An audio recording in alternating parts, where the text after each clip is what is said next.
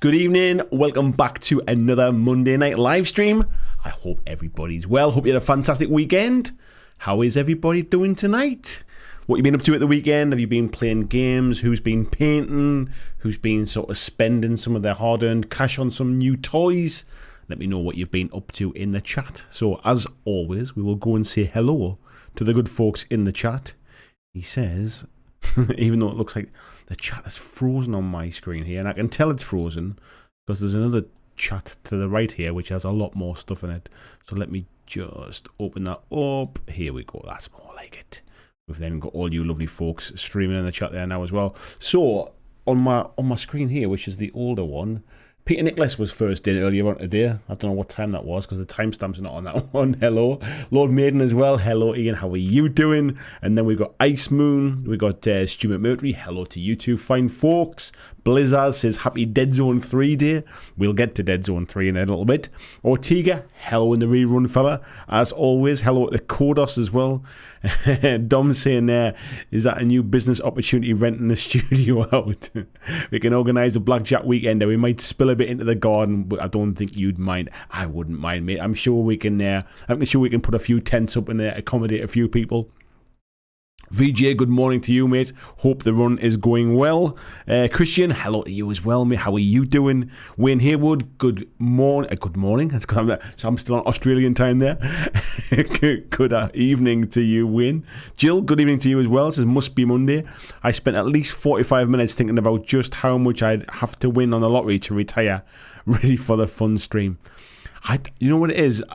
I know everybody has those conversations. I can't even remember the last time I bought a lottery ticket to even be in with a chance to win it. Tasty Brain Drain, hello to you, mate. How are you doing?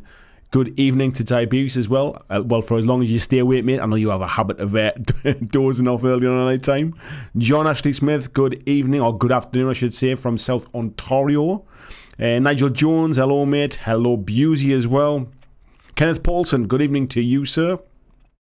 Yoakum, I hope you're well as well, fella. How did the Patreon Discord hobby hangout thing go yesterday? I did see the message, but I didn't see it until later, so I don't know if anything was happening. Jill says no hobby tonight, just in from work, but making a quick fish finger butty. Can't beat a fish finger butty. Peter Stockdale, good evening to you. John says he's working on metal BattleTech miniatures from Tech Readout. Just as a complete aside, I've never seen a BattleTech miniature. Are they plastic? Are they metal? Are they resin? I've got no idea. I'm assuming the ones you're talking about must be, he says, from Tech Readout 3067. I don't know if that is the name of a faction in the game or if that's a company that makes them. So enlighten me, folks. I'm not a BattleTech sort of aficionado. Ian's just painting what I want to be. Oh, that's very deep, mate. Wayne says he's starting on his bolt action British Airborne Starter Army. Nice one, mate. Is that something new? Like, is it a new army for you? A new game for you? Tasty Brain Drain says no gaming this weekend. Just went to a friend's birthday party on Saturday, and then I saw Dune yesterday. I almost went to see Dune yesterday. So there was a point yesterday morning, about 5 to 10 in the morning, where my wife was taking my little boy out, and they were going out. She was going to meet a couple of her friends with their children. They were going to the park and stuff like that. And I had a look on my phone to see what time Dune started at the cinema, and it started at 10 o'clock. And I thought, do I take a chance of getting my wife to drop me off at the cinema on her way out and going to watch a film, or do I just stop in the house? And I thought, you know what it is, I'm just going to stop in it. And I stayed in it, and I built my Wild West Exodus models instead. So I was this close. But no, I've not seen Dune yet. Where else are we up to here? Green Stuff Games, hello Josie, how are you? Kodos is saying national holiday tomorrow, so I can stay till the end. Happy national holiday, mate. Jill says just the remains of the freezer before payday. John says my tablet inexplicably decided to start working again. It's not a bad thing, mate, is it? Good evening, Major Tom. Hope you're doing well. Ed, I must remember that, Ed. Nice to see you, mate. Peter says, I'm here. Just nothing interesting to say yet. You've always got something interesting to say. We got Chris Dre says, hello from Montana. Usually only make replays, but glad to make a live stream. Welcome, Chris. Thank you very much for joining us. I hope you're very well. Rob says, riding along with his wife while she's running errands. And his wife says, "How are you doing?" Why is it in my head? I'm kind of picturing Joey from Friends there with a "How are you doing?" kind of a thing. Hello, Mrs. Zunk. How are you doing? Lee, good evening to you, mate. He says, finally able to tune to a live stream. Haven't seen you in ages, fella. He's been painting some Legion stuff tonight. Very nice. Artistic Printer says, Tech Readout is one of the source books. There you go, mate. All new to me. We've got Austin Thornhill. Good evening to you, sir. Hope you're well. John saying the Battletech miniatures were metal, but the last few years they've been plastic. Well, there you go, mate. News for me. Thank you very much. Wayne says bolt action's new for him. A fair few play at the club. Something new and different. Blizzard said his Wild West Extra starter should be here tomorrow. Exciting times, mate. I got mine all built yesterday. The bases have been kind of like sanded and the glue's drying and stuff like that. So we'll get some shots of those, I think, tomorrow. Josie says taking a break from painting Kings of War and painting space rats for Killzone. Very nice. Austin says love the Star Wars helmets today. Yes, we've got a little bit of Vader and a little bit of Luke there going on. John says the new Catalyst mechs are made in plastic. The best looking yet. I must admit the ones I've seen online don't kind of sort of spring any kind of inspiration into me. But maybe I've seen kind of like really old sculpts, or maybe I've not seen the nice ones. But then I'm not a massive kind of like into like mech robot type stuff anyway. So maybe that's why. Peter says fish finger butties are great if you run out of bacon, or if you're trying to cut down on salt. Yoakum says the hobby hangout went well, at least when I finally got my speaker to connect. And noticed that Ian had joined. Stan, good evening to you, mate. He says UK budget prediction, gaming product being 0 rate for VAT. GW respond with price rise. We'll see, mate. Yeah, wouldn't surprise me. Ed says one of the main reasons Battletech failed in the 80s was it was so hard to get hold of the minis. I think a lot of games kind of go that way, mate. In general, don't they? Just things tend to be either hard to get hold of because they're not that popular and companies don't want to stock them, especially these days. I mean, one of the things we see now, especially new companies starting out, is hobby stores just won't stock their stuff because there's that risk of I'm just going to get stuck with a load of stock that I can't sell on, basically. That's why they fill their shelves full of GW, because they know it sells well. I don't know what it was like sort of like 15, 20 years ago. John says, have also or in this case, 40 years ago when you're talking about the 80s. Bloody hell, the 80s feels like it was like yesterday kind of thing. John says also have some Infinity models on the paint shelf and 40k and Battlefleet Gothic and some Griffhounds for AOS. Hobby Lodge, good evening to you, mate. I saw you've been building your Wild West Exodus stuff as well on your video. Please go and check out this channel. Nice to get some a little bit of support there. Ian says that Yoakum tried absolutely everything and got no response, so I looked like an insight into Yoakum's life and felt like a stalker, just like sitting outside of his window, just watching in. Anyway, folks, tonight's chat, thank you very much everybody that has come in nice and sharp there. Hello Luke Pryor as I'm chatting there as well.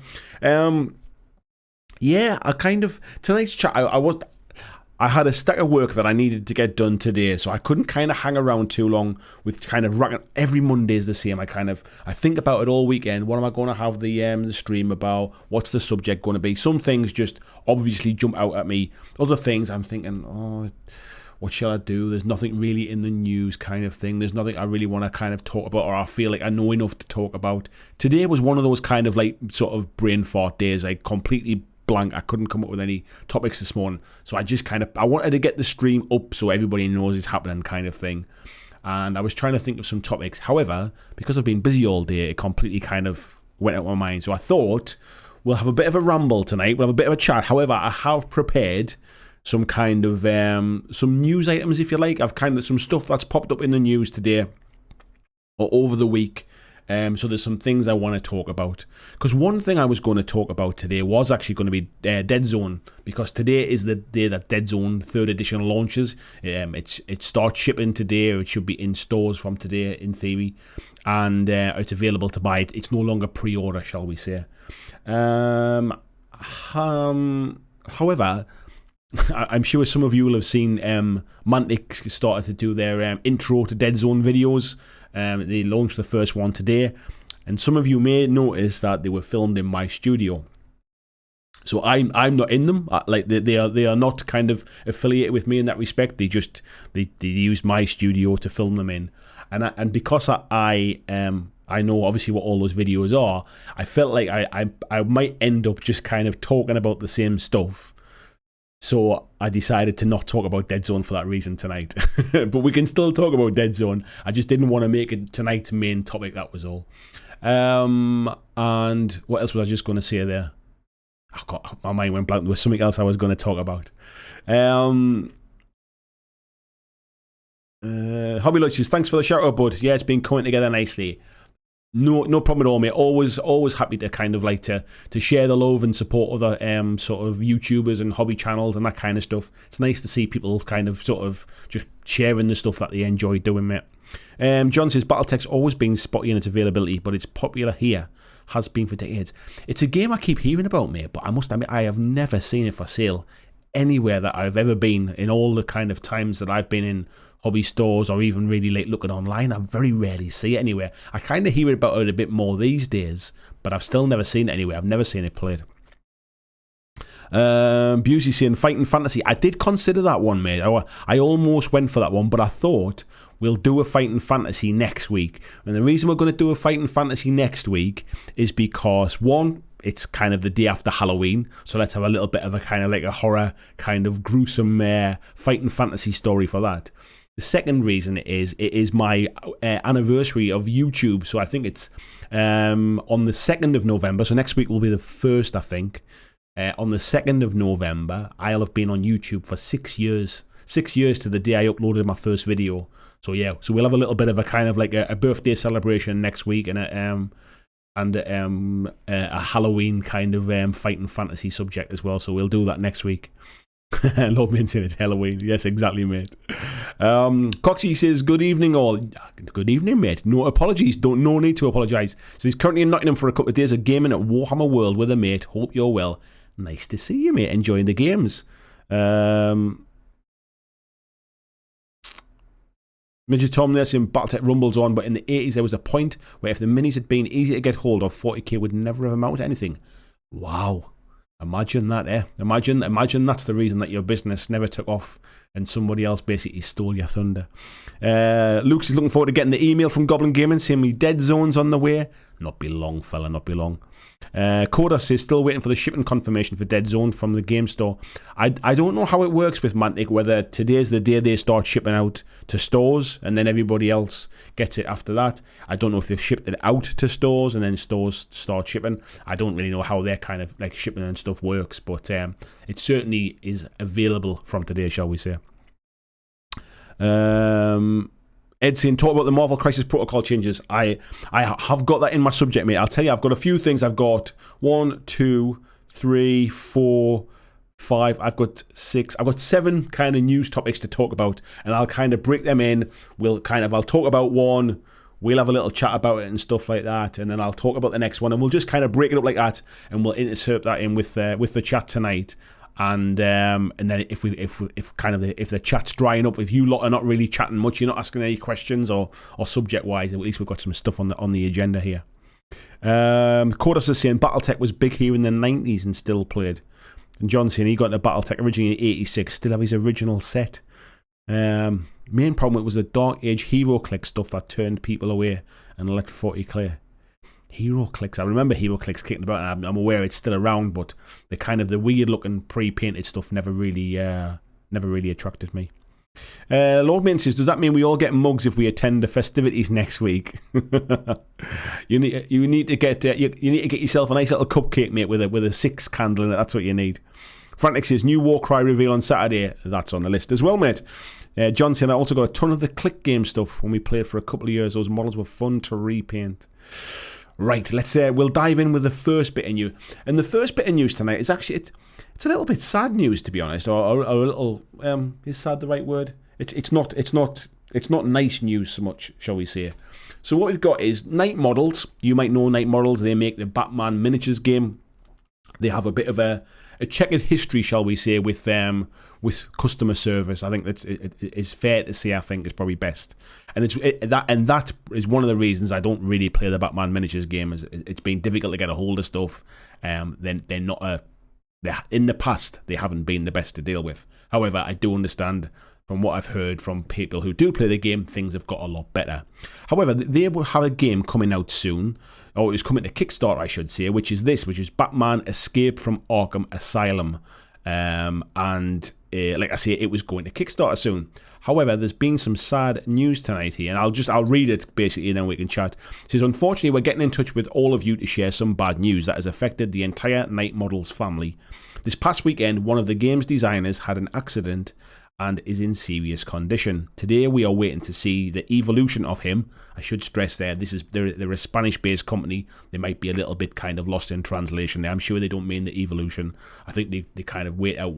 They're waiting to find out what's happening basically, but we do not feel strong enough to launch the Kickstarter project Batman Escape from Arkham Asylum without them, which is completely understandable. We understand that this is very bad news for everyone, but we hope you understand the situation and understand the reason for this delay in the launch of the project. Of course, the project will launch as soon as possible. We ask you to stay tuned to our social networks to see the evolution of Batman Escape from Arkham Asylum. Thank you very much for your support and understanding. We will keep you informed about this situation. And that's really sad news. That, I mean, obviously I don't know the details about what's happened, but my kind of, as I'm sure everybody else is as well, kind of your thoughts and well wishes go to this employee, and I hope it's I mean, it does say in a serious condition, so I do kind of wish them the best and kind of and get well soon. There's obviously been a lot of comments from folks on their Facebook group, and I won't read them, but Night Models have replied basically saying, "You're the best. Thank you very much for the affection received. We'll prepare very special things, so the wait is worth it. Thank you very much from the bottom of our hearts." So yeah, sadly that's a little bit of a sad one really to start the stream with. But if anybody was kind of looking forward to the new Batman game from Night, yeah, unfortunately it looks like it's going to have quite some delay, and I guess we won't really understand just how long that delay will be, bearing in mind the reasons behind it. So yeah, does anybody play the Batman miniatures game? What was that? Tiny War Games, thank you very much, mate. Hope you're very well. Thank you for the donation, the super chat there. Yeah, does anybody play a Batman miniatures game? Has anybody kind of picked it up since it had its new launch not too long ago? I'd be interested if was anybody kind of planning on backing the Kickstarter. And yeah, and as I said before, kind of sort of my best wishes go out to Night Models family, and I hope speedy recovery. Where are we up to here? Major Tom said, I will have to remember edit you. FASA, the original company behind BattleTech, were huge. They had the Star Trek RPG and tabletop license, and then there was Shadowrun, which was a license to print money at a time. It's funny how these things kind of pan out, isn't it? I don't know whether it's just sort of you don't hear of like huge companies just kind of almost fading away. I guess the closest we've got at the minute is probably someone like Privateer Press, who were really kind of like a big name in tabletop gaming in the past, and it almost feels like they've shrunk away to the background a little bit. I have no idea financially, they might be doing just as financially well as they always were, but they're not a company that you hear about in the same kind of breath so much. Josie saying, I love HeroClix and will die on that hill defending the bad paint jobs. John says, yeah, the amount of stuff FASA produced back in the day was crazy. Tiberia says BattleTech was stocked in Toys R Us, Argos and various toy shops, so that's where their penetration came from, huge stocks in railway and model shops.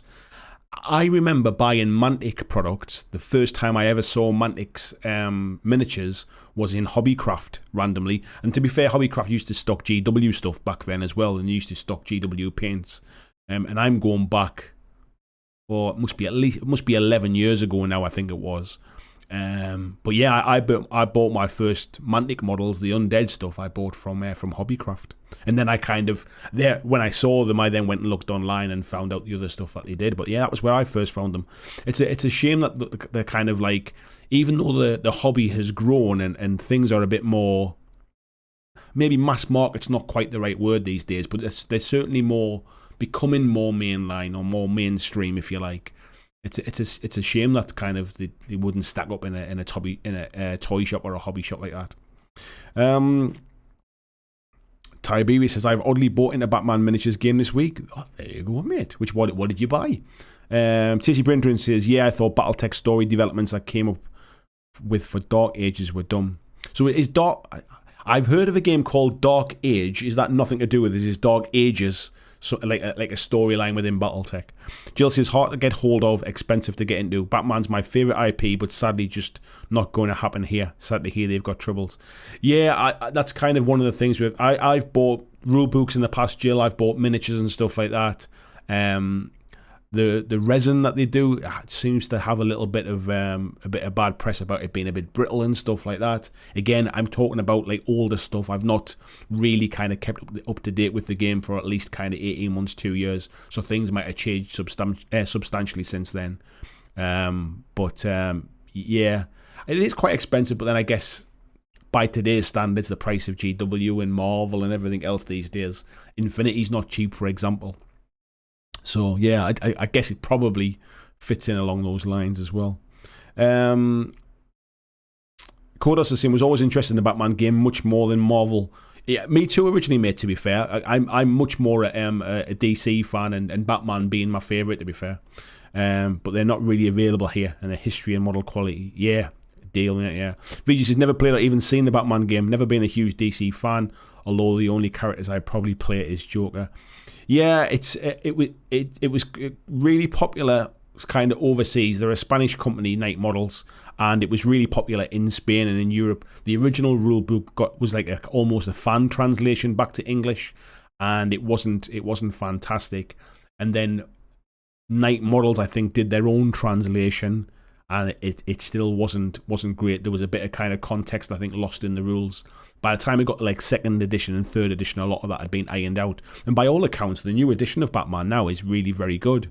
But I've not played it, so I can't comment from it like personally, really. Luke says, I remember getting Mantic stuff when they used to release it in VHS tape cases. Yeah, well, that was it when I bought it from Hobbycraft many years ago. That's exactly what it was in back then as well. VG says, speaking of Marvel, I got the Spider-Verse and Sinister Six Marvel United boxes. Can't wait to get them set up for Chibi Protocol. I'm looking forward to seeing the pictures of that, mate. Ed says, GameStop GW stuff and a few other things. God Tier 2, I think. I didn't know about God Tier, mate. That's quite interesting if they're starting to stock that. I did see Game are stocking... they stocked GW stuff a little while ago, and I know it started again to get some more stuff in there. I bought my last GW paints from Game. I was in there buying a video game at the time, and I saw they had a rack with paints on, and I needed a few pots of paint, so I just picked it up while I was there, to be fair. So yeah, it's nice to see those things kind of spreading out a little bit. It's a shame that it's well, I don't know. I was going to say it's a shame that those things don't take off a bit more in places like Game and stuff like that. I guess the other side of it is places like Game are probably not doing that great these days. Anybody like sort of paying full price for video games from Game these days is probably wants their head examining, really, especially when you can buy them online and get them a bit discounted. And then you get folks who pay full price tend to buy digital, to be fair. Tiberius says, I went for the starter set, being honest, mostly for the models. So much cheaper than the Marvel Crisis Protocol. Really, mate? Are you sure? You must have got a different starter set then, because is it the one with the yellow cover? Because the Marvel Crisis one is like 70 quid or something like that online. But I think I paid 65 for mine, and I know the Batman one was about 120 something. So maybe it might not be the same starter one, mate. John saying, my favourite DC comic character was always Sergeant Rock and the Unknown Soldier and Haunted Tank. Yeah. Tony Howell, good evening to you, mate. Oh, my voice breaking a bit there. Puberty coming on there. Tiberius says, I'm all about the Penguin. Deep Red, good evening, mate. This has been scraping the wife's feet. Nice. VJ says, our Night Models are one that did the woeful Harry Potter minis game. Yes, mate, the one the same. Tony saying, paint the Penguin, DeVito, Tim Burton style. One thing that is nice about the Night Models Batman stuff is they have a license to kind of do all the different kind of universes. So where Marvel Crisis Protocol is all kind of the comic book styles, The night models will do like a Ben Affleck Batman. He'll do a Val Kilmer Batman. They'll do a George Clooney Batman. They'll do a Adam West. They'll do the Dark Knight Batman. They'll do the comic books. So it's nice that there's kind of like a nice different range across the ones, and you can just get the ones that you want. John says his Mantic Enforcers starter must have been one of the old ones, came in a VHS case with a deck of cards. Potentially, mate. Yeah, I mean, they'll have some stuff like kind of like still like sort of boxed up and things. I think over time they've moved over, but I think there's still the odd bits and pieces I think might have been. Yeah, Ed's Harry Potter game was awful. Kodos says BattleTech. I always BT to me is British Telecom. Me, I have to keep in my head. I have to keep changing it. There's an ongoing storyline, and Dark Age was the time period that was optional to set up Mech Warrior Dark Age collectible game. Ah, okay, mate. Now it makes sense. Major Tom there. Ed is saying gamer mostly a merch store now, I think. Yeah, the one that was near me at Metro Centre in Gateshead used to have a like a streaming place. So they used to have like a almost like a shed type thing, like a glass shed inside the store where like they would have somebody streaming online and you could kind of watch them streaming and stuff like that. And then they had one of those places where they had like, I guess you like a LAN party if you're old like me, that kind of thing. What was that? James Zorn, thank you very much, mate. He says, finally had some hobby time this week and caught up on a bunch of your videos. Great job with the weird interview. Looking forward to more. Thank you very much, mate. We'll come on to interviews in a second. Yeah, so the one near me basically had like a LAN party type thing, you know, like rows of gaming chairs and PCs and stuff like that. And it looked like a nice way to kind of expand it. You could book it for birthday parties. They had like kind of like tournaments there and things like that. But unfortunately, it just looks, I guess, with lockdown and COVID and all that kind of stuff, it obviously hasn't managed so much. And the game have actually moved to a smaller store at the Metro Centre now. And essentially, they've just gone back to kind of walls with video games on and kind of loads of T-shirts and mugs and stuff in the middle of the room. So it's a shame, really. It was nice to see them kind of going in a bit of a direction, esports and that kind of stuff. Colton Lane, good evening, mate. Says you can get Crisis Protocol for around $70 in the US. Yeah, it's. I mean, I think it's about £90 list price, but with discounts and stuff like that, you can certainly pick it up a bit cheaper. Because I used to think it was quite expensive, but I never realised you got terrain in the box. It doesn't really explicitly explain that. Really, it wasn't until I kind of did a bit more digging. Lawman says closest game store is in a Sports Direct. You can go to 2 stores down and find games £5 or £10 cheaper. Yeah, there was a lot of kind of sort of there was a lot of competition. I mean, I think it was when sort of people used to buy a lot of like pre-owned video games. But that seems to be, I mean, I don't know why. I still buy pre-owned stuff if there's something I want, like an older game or something like that. It seems to be less popular now, I think, randomly. Tiberius says the yellow cover one is £54 online. The £100 plus is that plus sold separately extras. The yellow cover one is £54 online. The £100 plus is that plus sold separately extras. They must have changed it, mate. The one I remember was definitely about 115 quid. Is that it come with the fairground terrain and all of that kind of stuff in? They must have done a cut down version of it. Andrew Fairbanks, hello to you, mate. Tony says I bought the Watchmen box from DC Lot. That was night models and was a little pricey. That's it, mate. Yeah, that's the same fate, folks.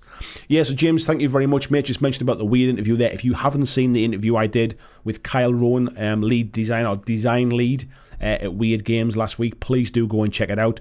If you like seeing those kind of stuff, I appreciate it if you kind of supported, watch the video, give it a like, leave a comment type of thing, because it's generally not the kind of thing that kind of does particularly well on YouTube, but I enjoy doing it. I hope it gives you a little bit of insight and stuff. I've got 2 more interviews already lined up. So there'll be another one of those coming this Friday, and then one the Friday after. And if folks really want to see them and they do okay, they're not going to do like 40,000 view kind of things. But if they do all right, if folks kind of watch them, then I'll continue to kind of get in touch with companies and set the interviews up, because I do really enjoy kind of chatting to people in the industry and finding out a little bit more behind the scenes. What I would say is the 2 interviews that I've got, I won't tell you who they're with, because you'll get to see them, but there's some kind of interesting behind the scenes stuff. It's not just about like, well, what games do you make kind of thing. There's some interesting stuff about how COVID's kind of affected games companies. about expansion, like how the like smaller companies expand and things. A little bit about like sort of like the background stuff that you don't always get information on. So yeah, stay tuned for those. Josie says, want cheap Marvel starter set? Check out some beautiful painted hero clicks. I thought you said beautiful and hero clicks in the same sentence there, Josie. Tizzy Brain Drain says, when WizKids took over Battletech, they put out Clicks Battletech called Battletech Dark Age. Wow. No wonder they did. No wonder it's kind of gone down the path, mate. It sounds too complicated. Kodos has ordered some Victrix Napoleon Polish Lancers today. Nice one. Duffy Makowski, good afternoon from Levittown. Nice to see you, mate. John says, I have no means to order online. If I don't see it in a local store, it may as well not exist. Yeah, that's the case, mate. I mean, unless you've got a really big store, like an Element Games or a Goblin Gaming or a Firestorm Games or something like that, unless that's your local store, you've pretty much got GW and a few little bits and pieces. Tony says, done. The like is in. Thank you very much. 60 folks watching, 35 likes. I'm sure I can kind of squeeze you for a few more likes, can't I? Christian sharing the link there for the Patreon as well. Thank you very much, mate. I do appreciate that. And Ed saying, I was really impressed by the interview. I stuck it on to give you the engagement, but 5 minutes in, I was hooked. Great content. Thank you very much, mate. It's one of those things where it's nice to put a little bit of effort into it as well. It's not like I just kind of sat and had a conversation and then just uploaded it. I've kind of edited in, so there's images in there as well to reference what we're talking about and make it a bit more visually interesting. But it's the kind of thing you can put on to just while you're sitting painting or while you're sitting hobbying, to have on in the background, a little bit like a video podcast type thing as well. I'm trying to keep them down around the 30 minutes max. It went a little bit longer with Kyle because we had quite a lot to talk about. But I'm trying to keep them around the 30-minute mark. Wayne says, weird interview was very good. Thank you very much. John says, I have but one like to give, and I gave it up at the start. Thank you very much, mate. Right, let's crack on with a little bit more news then, eh? So, you may have seen last week there was a new model announced for Warcry. And tonight there was another one announced. So it says, grab your giant sword and leather belt. Warcry has a new Marauder in town. So Warcry Red Harvest is the new set that we will be hearing more about this weekend. More on that soon. And as you can see here, I'll play this video while I'm just reading this bit. Surviving the 8 points is no walk in the park, and many Warcry warbands turn to strange mutations or arcane rituals to make it through another bout of vicious skirmish combat.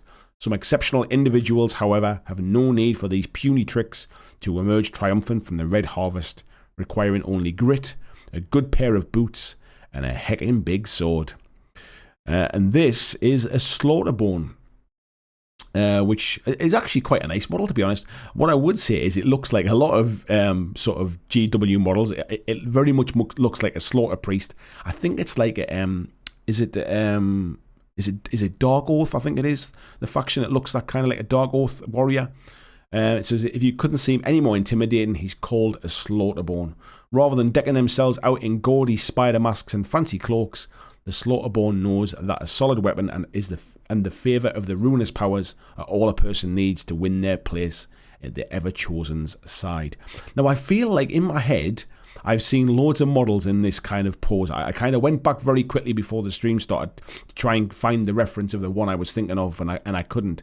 But it has the kind of feel of the Slaughter Priest a little bit, with the kind of like the head out. I think the Slaughter Priest is carrying like a flail or something like that. But that's what it reminded me of when I saw it. It says there's Spartan equipment and penchant for leather straps harkens back to the classic Chaos Marauder of old. But these aren't your dad's warp-crazed killers. Slaughterborn scream fell oaths into the heavens on the eve of battle, fighting for the blessings of their patrons with every step and stopping at nothing to prove their might on the battlefield. So yeah, I mean it's nice. It's not kind of blown me away or anything like that, but it's nice, and it's going to be interesting. So yeah, you can see it up alongside the one that was revealed last week. So I'm assuming that these are the two factions we're going to see in this Red Harvest box, which sounds like it's going to be along the lines of the Catacombs expansion. It says we'll have more information on Warcry Red Harvest later this month, but for now we have to swear our own oath of secrecy or risk the wrath of the Chaos Gods. You wouldn't want to find out who the Slaughterborn is leading into combat too soon, would you? And basically what they're saying is this weekend is Warhammer Day celebrations, which essentially is basically one of their online previews. So Saturday the 30th of October, and that's where we'll find out a bit more about, a little bit for all of these different games, but that's where they're going to reveal the Red Harvest box set.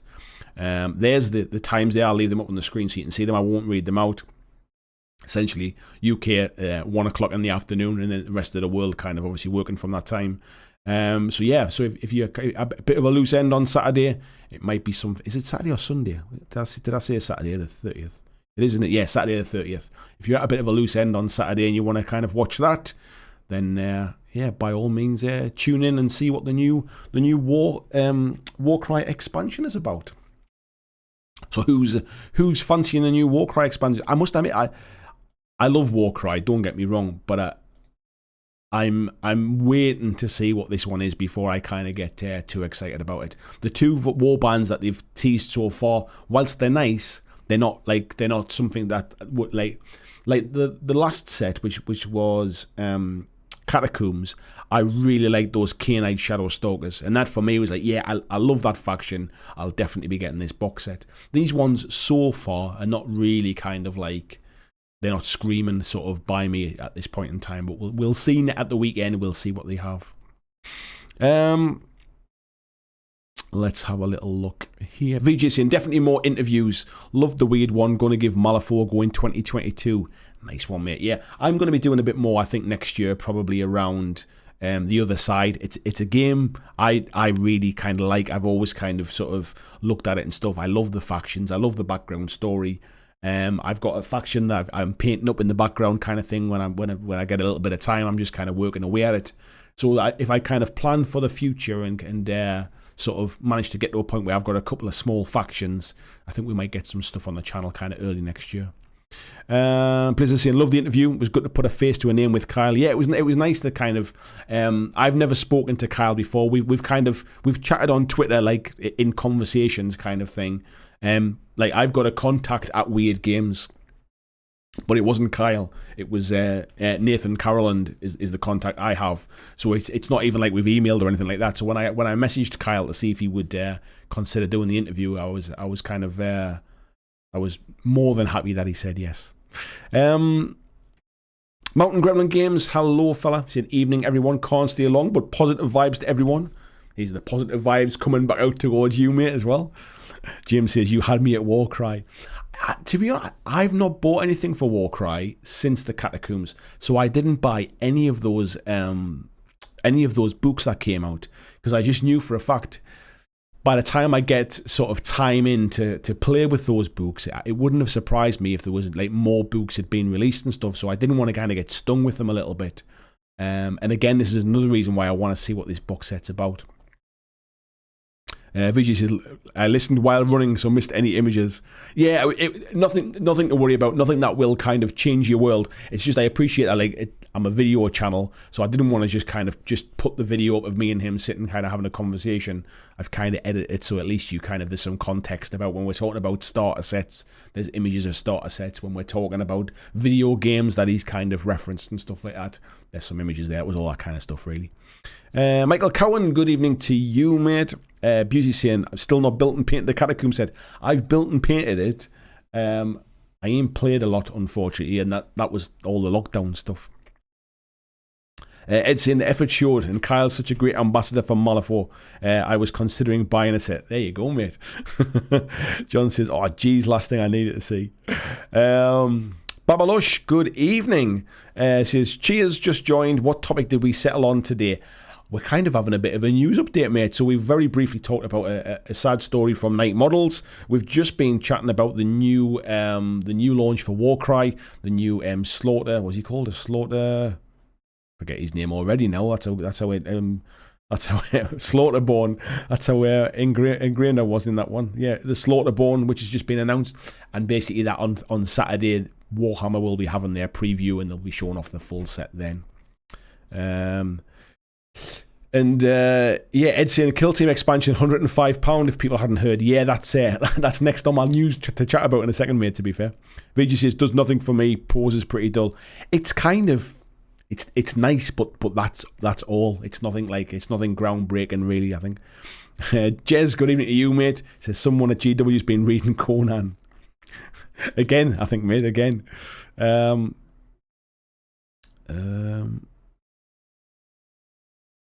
are we up to here? Jez, good evening to you, mate, as well. John saying Conan is the best. Don't bother trying to change my mind. Tony says, I'm not impressed with the minis so far. They just seem standard GW. Yeah, there's like if I remember when Warcry first came out and you had things like the Unmade, like even the Untamed Beasts, I really kind of like the Untamed Beasts, putting like the kind of like that kind of like lion tiger type thing in there, the big cat, putting that into that warband. The Unmade, I loved the Corvus Cabal, the Iron Golems, even them like were kind of like they were a bit different. There was something about them. What else did we have? We had the I forget their name now. The ones who had like kind of like the big Egyptian kind of like headdress type things on. I painted all those up as well. Why is the name gone from my head? Them anyway. And we had the Splintered Fang. They were kind of, there was a little, they were completely not GW, like not standard GW AOS type stuff, and I really liked those factions. The K&I Shadow Stalkers were the same, the kind of like almost kind of dark elf-ish type feel to them and stuff, so it was nice to see them. Unfortunately, these two that they've showed so far, I guess the guy with the spidered mask on, let me go back and show the picture, because all I can see when I see this, so this is the image of the spider guy here. All I can see with the kind of like leaping forward with the arms out, I forget what he's called now. Is it Johan, the little Warhammer guy that was running away from the giant in that kit? The one where he's kind of running away. It always kind of ends up in like loads of images and stuff where he's running away from the giant. That's all I can see when I see that with his kind of arms outstretched. And unfortunately, that doesn't strike fear of death into me, so we'll see. We'll see what it's like when they announce the rest of the box. If the terrain they've showed in the images, in the video, is in the box, the terrain looks quite nice, so who knows. We're obviously going to be looking at 125 quid-ish. That seems to be the standard price now for any of these boxes. It depends if it has the rule book in it. Will we be getting any updated rules? I mean, who knows what's coming down the pipe. Ian says the Shadow Stalkers are a faction that was where the good guys honest. They weren't chaos.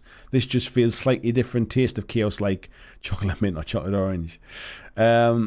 Austin says if Red Harvest introduces either new game mechanics or new unique set of terrain, I'll likely pick this up. I think we'll certainly see new terrain, mate, and I think they'll add something in, even if it's just along the lines of what they did with Catacombs, where it's like sort of rules for fighting, like in fire. Let's just say in fire or something like that. Like Red Harv, if it's rules for fighting kind of spiders or something like that. It feels like there's there'll be something to try and justify the price, if you like.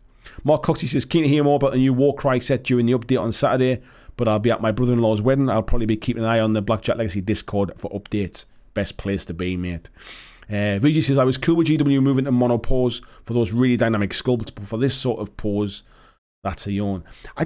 They're nice. It's a little bit like they've announced those new miniatures. That are they like for this weekend because they're not having like a Warhammer day, like a Warhammer event thing, and one of them is, I'm trying to remember now. One of them's like a vampire model, and the vampire model's quite nice, but the other one's just another marine, like in a standard marine type pose with his hand on the shield kind of thing. It feels like more of the same a little bit, really. It's almost. It's weird. Sometimes it feels like we're spoiled. Basically, is that they make fantastic minis. We can't like kind of take that away from them, and it almost just feels like we've just got used to that now. And everybody else, all the other companies, are starting to catch up, and they're making nice minis as well, and they're making fantastic product. And it's almost now that we're just like, well, of course it's nice. That's what we expect these days, kind of thing. So I don't know whether we're just a bit spoiled these days, or if it's just not really pushing the envelope anymore, not really pushing the design aesthetic so much.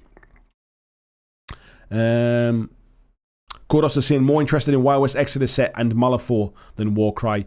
I'll be honest, mate, I am too at the minute. I feel like with Warcry, it's a fantastic game and I love it, but I'm quite happy playing it with what I have. I don't feel the need to buy more stuff for it, if I'm honest. It won't change my life. I've got factions that I've not played, so I don't feel like throwing more factions into it will for me personally, will kind of sort of move the needle at all. I'm more excited for things like Dead Zone and Malifaux and Wild West Exodus, things with a bit more sort of flavour in them, really. Moose, good morning, mate. How are you doing? We're just having a bit of a news catch up today, mate. We've been talking a little bit about night models and a little bit about GW Warcry. On that, we might as well move over and talk about then this bit more news as well that came out. So this is the Kalnath Kill Team expansion, which we knew was coming. To be fair, this is not new news. However, it goes up for pre-order this coming Saturday. And this is the first expansion for the new Kill Team 2.0, 3.0, depending on who you speak to. And in this one, we have Sisters of Battle and we have Tau. Now, the terrain that's in this expansion is very similar, if not the same, as the terrain that was in the original Kill Team box, the one that I remember, that I've got and I've painted up. It looks like there's less of it, but it's the same terrain. You obviously get the mat in there, you'll get some transfers and stuff on your models, you get some Tau models, you get some Sisters of Battle models, and you'll get this Kalnath sort of campaign type book thing, whatever it is. It'll have the stats and things in maybe some missions. The difference between this and the Kill Team Octarius box is there's no rule book included, there's no dice, there's no cards, there's none of the extra bits and pieces, there's no gauge, no the movement gauge, there's none of that. This is just an expansion. But in terms of an expansion, it looks like it's just a way to sell two war bands, really, two kill teams. But it's £105. So the £125 was the starter set with the rule book. The rule book was £30.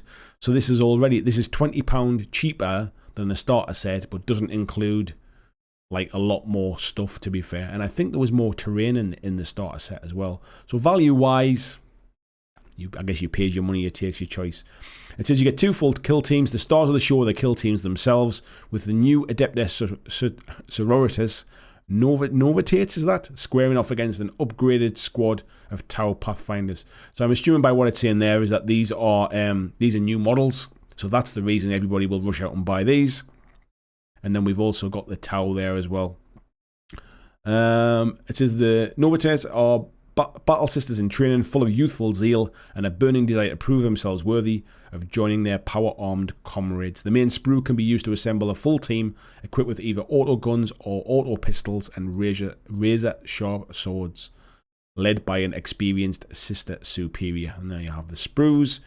And then it says even more fun is their upgrade sprue, which houses enough parts to make 10 distinct kinds of operative. So a little bit like the ones that you got in the original Kill Team box. There's things so you can make different sort of weapon options. And then it says the Tau Pathfinders build upon their existing kit with an upgrade sprue. So there's the standard sprue, and then there's some upgrade ones to be able to build different types. And then these are the Imperial Ruins. It says the included set of Sector Imperialis terrain, that's the one I was thinking of, features a section of walls, platforms, and pillars to hide behind. So yeah, it looks like a little bit of a scaled down version of what we got in the original Kill Team set. And then obviously you'll get the double-sided game board with it as well. And then you'll get the what they call the War Manual, which is a full 96-page campaign book, to be fair, packed with background lore, spec-up narrative campaign rules, and 9 scenarios making up the shadow operations. So actually, the book might not be too bad. 96 pages sounds pretty good for this kind of stuff. And they're also doing their new thing now, which I must kind of sort of congratulate them on, I suppose, is that basically if you pre-order over the pre-order weekend, you're guaranteed to get a box. Which, to be fair, I mean, you can still pick up Kill Team now. It's not like Kill Team sold out. So if you wanted to get the Kill Team starter set, if you just think they're getting into it, that's still the best way in. It's there to kind of to pick up. So let's have a little look and see what the gang's chatting about now. Cypher Lords, that's the one I've just seen everybody ranting at me now. Thank you. Yeah, Cypher Lords is the one I couldn't remember the name of. Colton Lane says, I've only got the original Warcry starter and it's all painted up and such, but I've only got one game of it in. I liked it, but I need to play a few more games. I love the game, mate. I think the rules are super slick, super straightforward with loads of depth. But I enjoy that, and it's like there's enough variety in it that I don't feel the need to buy more expansions at this stage. I bought all the different terrain sets. I've got loads of factions. I've got loads of terrain sets for it. I'm just kind of enjoying it as it is, really. Babalush says, anybody think they will tease the new Warhammer Fantasy Battles on this Warhammer Day? I don't think so, mate. I think it's still too far away. It seems like they're more talking about the boxed game type stuff this weekend, isn't it? If I just go back, they are talking about Warhammer 40,000 and Age of Sigmar. Blood Bowl, we'll obviously get another Blood Bowl team tease. That's the standard thing. Warhammer Underworlds, we'll get a new sort of what they called Warband teased. Warcry, we'll get this new set announced. And Horus Heresy, I can't imagine we're going to see too much from that unless there's some big news coming. But what tends to happen is when they've got one of these big box sets coming out, that tends to eat up quite a big chunk of the stream. So we'll see what happens, mate. But I can't imagine there'll be any Warhammer Fantasy Battle stuff, or the Old World as it's called. Jez is saying Howard was a great writer. Solomon Kane, God's red right hand. Awesome stuff. Kodos is saying, of course, Conan's the best. Always get good movies with an Austrian in the lead role. I thought you said an Australian there. I was just thinking Crocodile Dundee. Where do we go from there? Yeah, Cypher Lords. Thank you very much, Lee. Rob saying, I had quite a few war bands or Warcry and happy with what I have. Don't plan on getting any more. I'm a little bit late at the moment, mate. Unless there's something comes out that really interests me, it's not an instant buy for me at the minute. Mini Warmud, good evening to you. Says Heo, I have some Malifaux minis but never played. I must focus on the games I have. I say this while looking at Sea of Grey minis. Do you know what we're going to have a stream about this one week. We're going to have it as a main topic, but you should never feel bad about buying stuff for a game that you'll never play. Because at the end of the day, if you get some enjoyment from it, if you buy minis and you enjoy building them, you enjoy looking at them, you enjoy painting them, you enjoy kind of reading the background and all that stuff, it's like then you've got some enjoyment. If you play the game, if you go on and play the game, great, you're getting more value out of the thing that you've bought. But you should never feel bad about sort of buying something for yourself that you really want. Like we all hobby differently, and if your hobby is just buying minis and enjoying them, then buying minis and enjoying them is your hobby. Don't worry about it. We shouldn't feel pressure from kind of like the universal we, if you like. Shouldn't feel pressure to like, oh well, I've bought them, I have to play the game, or like just buy the stuff you like. If you can afford it, buy the stuff you like. You know, never feel bad about that kind of stuff. Luke says, that really does look like the guy from that kit. Amazing what some additional green stuff can do to a terrified Empire soldier. That's all I can see, mate, whenever I see it.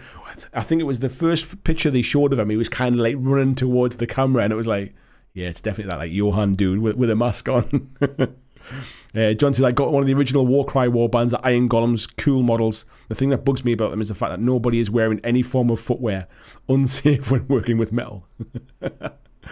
Maybe they've just got really thick skin on their feet. Mini Warmuck says, McTavish the Croco Wrangler is my favourite Malifaux mini. There's some awesome Malifaux minis, mate. Austin says, I didn't see Johan at first, now it's all I can see. Honestly, mate, as soon as I saw it, I can't get it out of my head. John says, you think working with forging molten iron and such, you'd wise up and wear some protective footwear. I think they're basically just immune to heat. That's what it is. Christian, sharing the link there for getting your BlackJack Legacy merch. Thank you very much, mate. Christmas is coming. Maybe you want to treat yourself, treat your significant other. What better way to spend your Christmas day than some nice festive BlackJack Legacy merch? Jess says, big metal hat but no shoes is odd.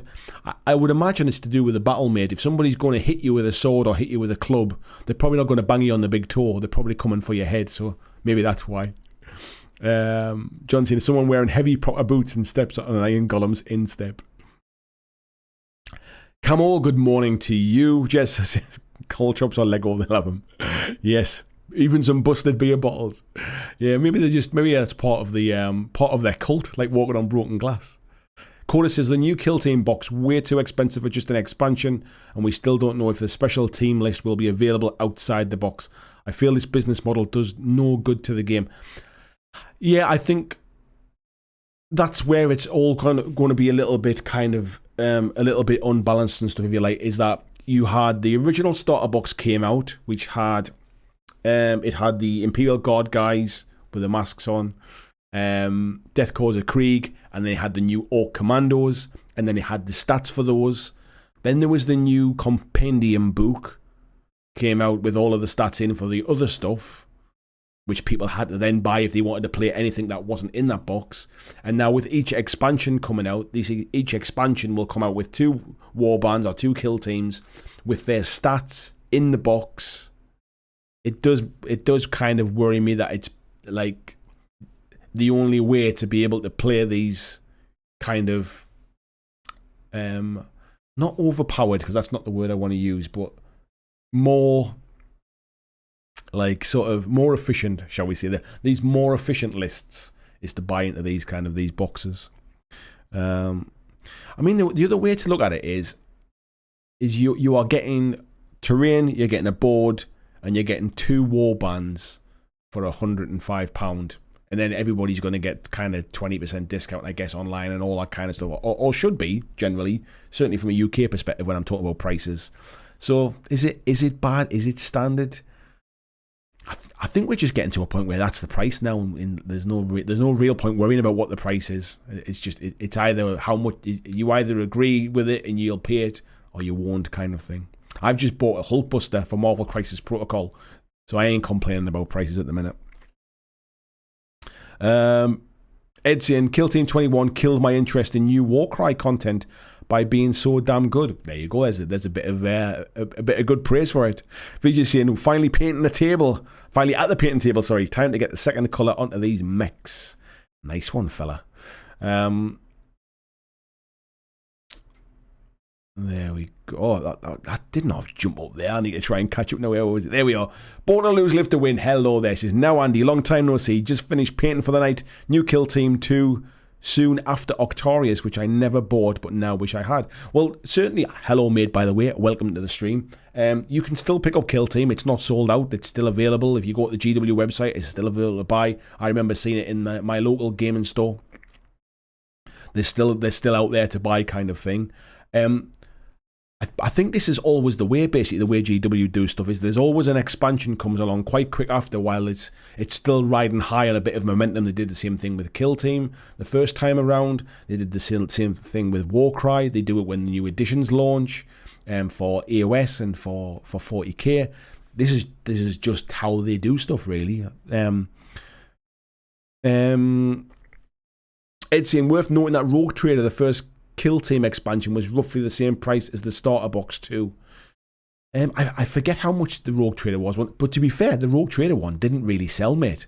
If you remember, the Kill Team, if Kill Team 18, if we call it that, the Kill Team 18 box sold out. You could not get that anywhere. The Rogue Trader one just hung around forever. Nobody bought that, and it was a shame, because I do wonder if that would have shaped the future of Kill Team a little bit more like how Warcry went with the more unique warbands and stuff. But I guess it just didn't sell as well. Major Tom, saying it looks less because it's stacked higher in the promo picks. I'm pretty sure it's the same sprues. It might well be, mate. In my head, it feels like there was more stuff in the original one, but it could be the same stuff. Rob Brown, good evening, mate. How are you doing? It says, you can still grab Octarius. Yeah, I'm usually all in on the Kill Team stuff, but I think without a book or two, I don't see the value for myself in this personally. I think it depends if you like them factions. I think you'll get people buying it because it's got new Sisters of Battle in there. If people are Tau players, they might want to get some of the upgrade stuff. They'll certainly want the stats that's in the box.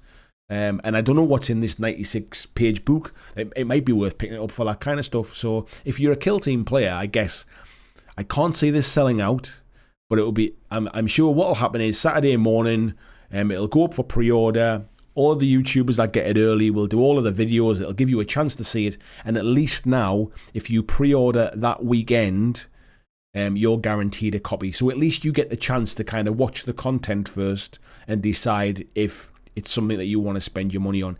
In the past, that was one of the things that frustrated me, was by the time you got to watch the content, things had already sold out. At least now with this guarantee thing that they've got, you get the opportunity to kind of weigh up the option. Is it something I want or not? VG saying new team for Blood Bowl means new team for Blitz Bowl.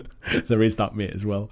Andrew saying, considering we haven't seen the buy-in issues since GW's made the pre-release guarantee, I get the feeling the scalpers are gone. I guess that sort of they've just moved on to something else now, mate. Probably just gone back to PS5s again. It's like anything, isn't it? The supply and demand. What I would say is, though, however, when you talk about scalping, you still have to pre-order that weekend. You can't wait a week. You can't even wait 3 days, basically. Like, if you don't get paid till the end of the month, for example, or if you don't get paid till the middle of next month, you can't really wait, kind of thing, if you absolutely must have this kind of set type thing. So scalpers are still a thing. Just less of them, I think. Lord Maiden saying, unless we see a new box for Horus Heresy, which is being teased or leaked. Yeah, potentially, yeah, maybe. VJ saying, hoping for season 3 soon. We get cards for the new teams like Necromantic. It'd be interesting to see if Blitz Bowl gets a little bit of a little bit more stuff. I mean, with season 1 and 2 out, it does suggest that there'll be a season 3, doesn't it? Born to Lose, Live to Win is looking at putting together a crusade army. Am I right in thinking I can use any unit with the same keyword, i.e. Imperium? Are you talking about Kill Team, mate? I assume it is. I think Imperium is a keyword. I'm not a massive I've not played the new Kill Team version, so I can't say for certain. But what I understand the rules, I think you're right. Ariel Sanchez, hello to you, mate. John says, I get focused on one game until I make the mistake of seeing what's new. I think it just depends on what you're playing, mate. If you're playing stuff with your friends or whatever, like what I tend to do is I tend to have a game that I might play more often. But while I'm playing that, I quite like just like painting other stuff and getting ready for other games and things. That's just kind of how I like to do it. Peter says, good evening, just back from work. Good evening, mate. Jill says, you've missed the most important GW news from the weekend. Returning models for Middle Earth. After this past weekend having pre-orders, 2 weekends of SBG pre-orders in a row. Yeah, SBG is not something I really kind of keep an eye on, to be honest. I'm not even a fan of Lord of the Rings, to be honest, and I know that's heresy to a lot of people, but yeah, it's not really my bag. But yeah, I did see a few videos doing the rounds where people had got their hands on some of the new pre-order stuff. Mini Warm says, I may buy some merch for me, but to buy a t-shirt for wifey will give me a sigh and a big eye roll. She would love it, mate. I'm sure she would. Just ask Robert Zunk. His wife loves the merch. Ariel says, one of my 2 gaming buddies and the most GW invested by far will soon put his first Malifaux crew on the table. History in the making. I feel we might be in a little bit of a kind of a wind of change in gaming at the moment. For all I think the whole thing about the boycott GW thing was kind of all kind of hot air and smoke, really. I do feel like it's kind of opened a few people's eyes to just the other stuff that's out there. Whether they've actively gone out and bought anything, but they are talking about other stuff, which is interesting. And I do wonder whether this is the opportunity for some other games to maybe get a little bit of momentum going. I'd like to think it is. Maybe, but it might be in 2 weeks' time, or the next big GW release, and everything's forgotten about, and everybody's gone back to normal, kind of thing. But it does feel at the moment that there's a bit of kind of change in the air, if you like. It's never going to be huge. GW is not going to go out of business through it. But I am hearing people that ordinarily would be GW kind of sort of only gamers talking about other stuff. Tony says, I had a moment of weakness and I've ordered a Cult of the Burning Man set from the other side. I'm looking forward to those and doing my arty thing on them. Tony, when I finish my King's Empire, the Cult of the Burning Man is the faction that I'm going to buy. So I've got like 2 factions to kind of demo the game with, if you like, or to play with somebody. Yeah, I do like the Cult of the Burning Man. Mate, good choice. Ed's saying there's been 2 bespoke teams in White Dwarf too. 2 bespoke teams for Kill Team, is that, mate? Is it? I don't mind the White Dwarf ones so much, because at least they're available to everybody for the price of the magazine, and generally what will happen is they'll end up online as kind of PDFs and stuff like that.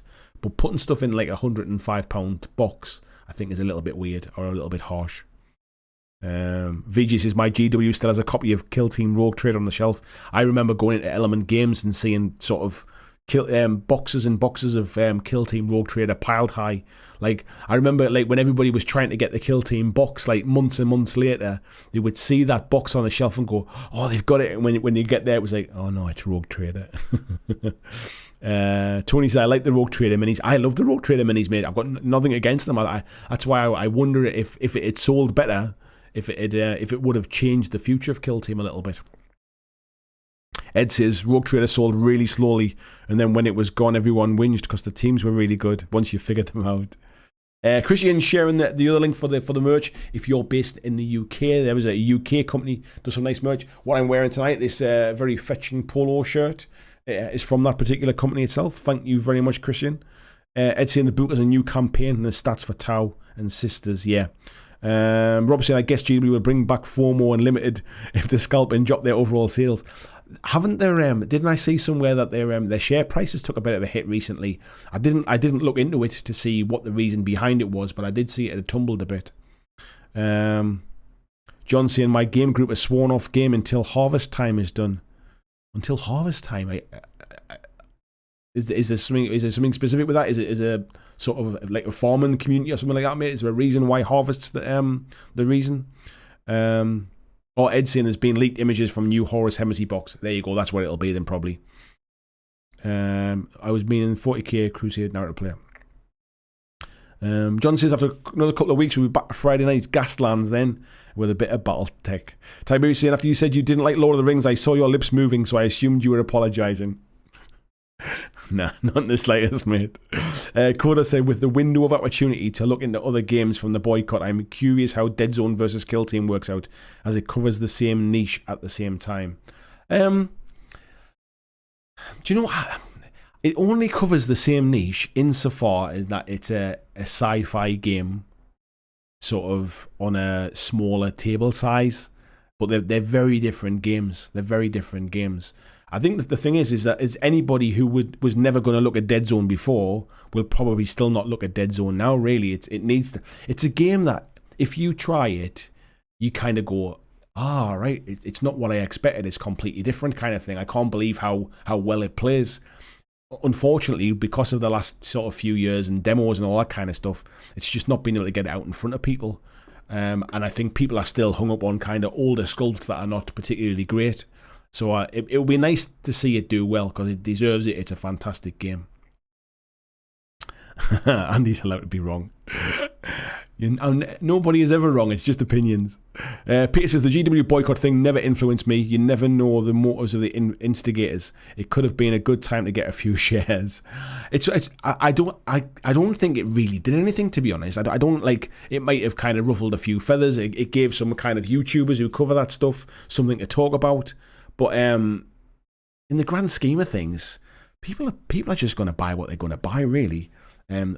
Like the people that got themselves a bit up in arms about the whole kind of the kind of animated creators and stuff hadn't really read the full story, really. I think.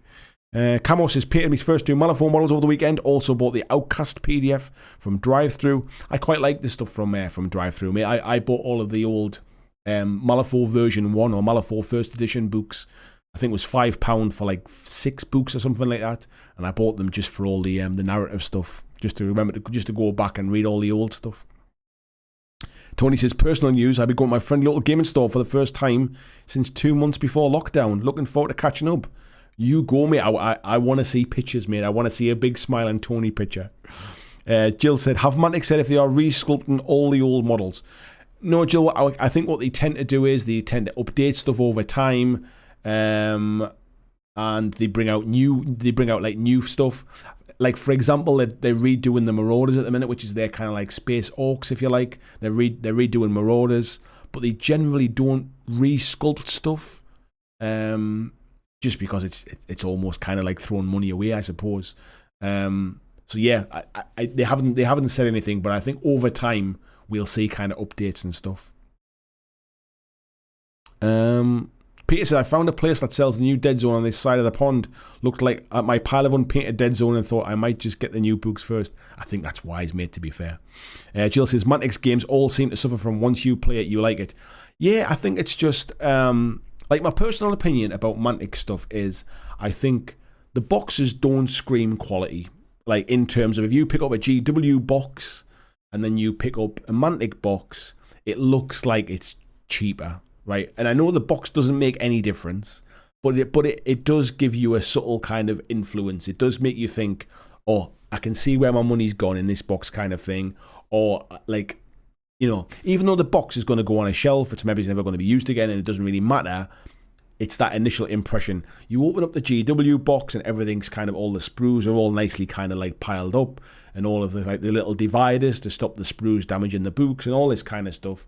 And then you open up one of the Mantic boxes and everything's inside a brown box inside kind of thing. And I appreciate that in order to get the price down, then some of the things that are not necessarily kind of like needed, then the corners are cut a little bit. So that's generally people's first impression. You then come on to the next step where there's no build instructions in the Mantic stuff and there's beautiful kind of like colour sort of books to show you how to build the models. That's the next bit. If you can get over that entry point, for example, and get the game built and get it tried, the Mantic games for me win hands down every time.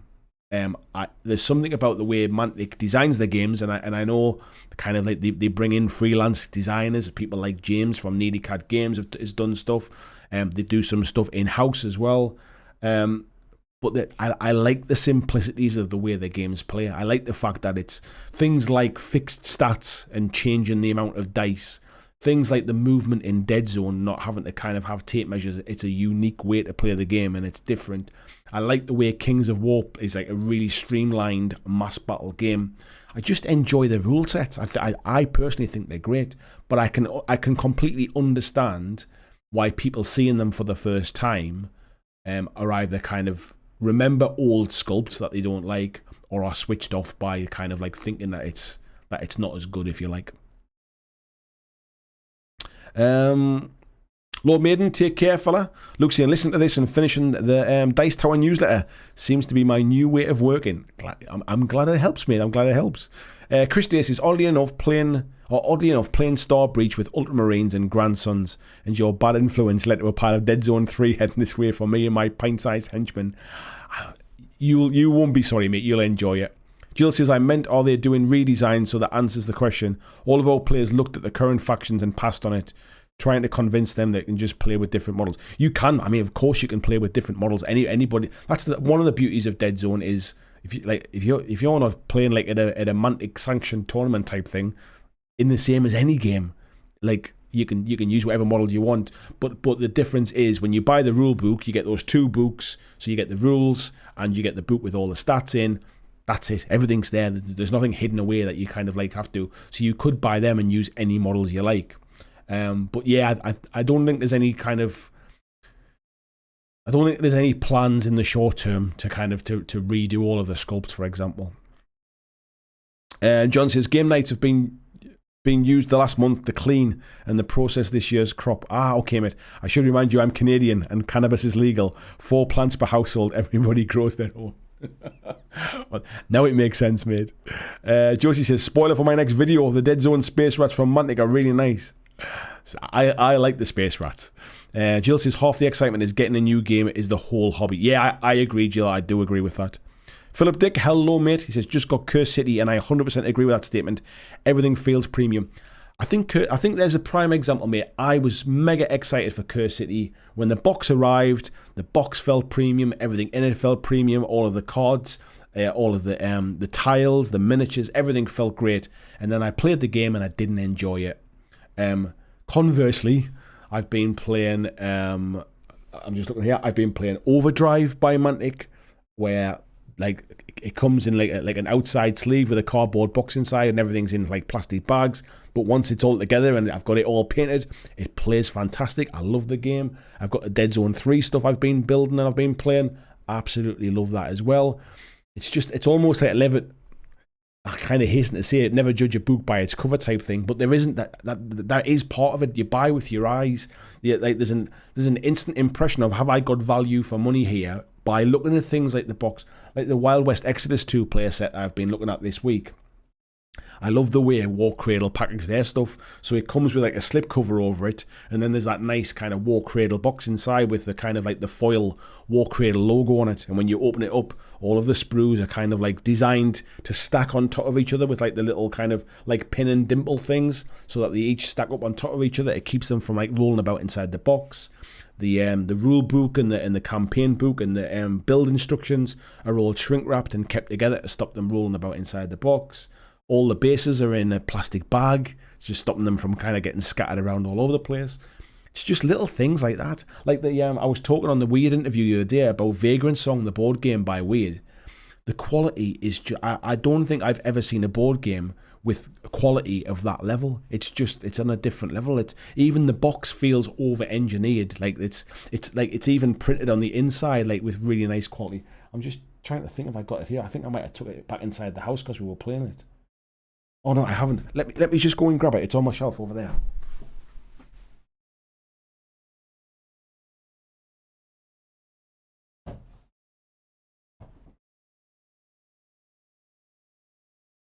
So this is what I mean when I'm talking about like sort of quality of stuff. So here's the Vagrant Song box.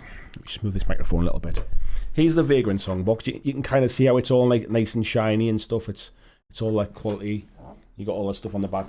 And then like the box lid itself, if I take that box lid off, I can grab a hold of it. Like even the inside is all kind of like all decorated and printed nice. You can see it's like right the way around. Just like it doesn't need to be. There's no reason why, but it's just really, really nice quality. And then like inside, you've obviously just got the rule book there. So the rule book here, really like nice kind of soft back, shiny paper, like nice and thick. Nice colour images, nice sort of like full colour stuff. Then you've got the interior of the box, so everything sits inside it. It doesn't all fall out.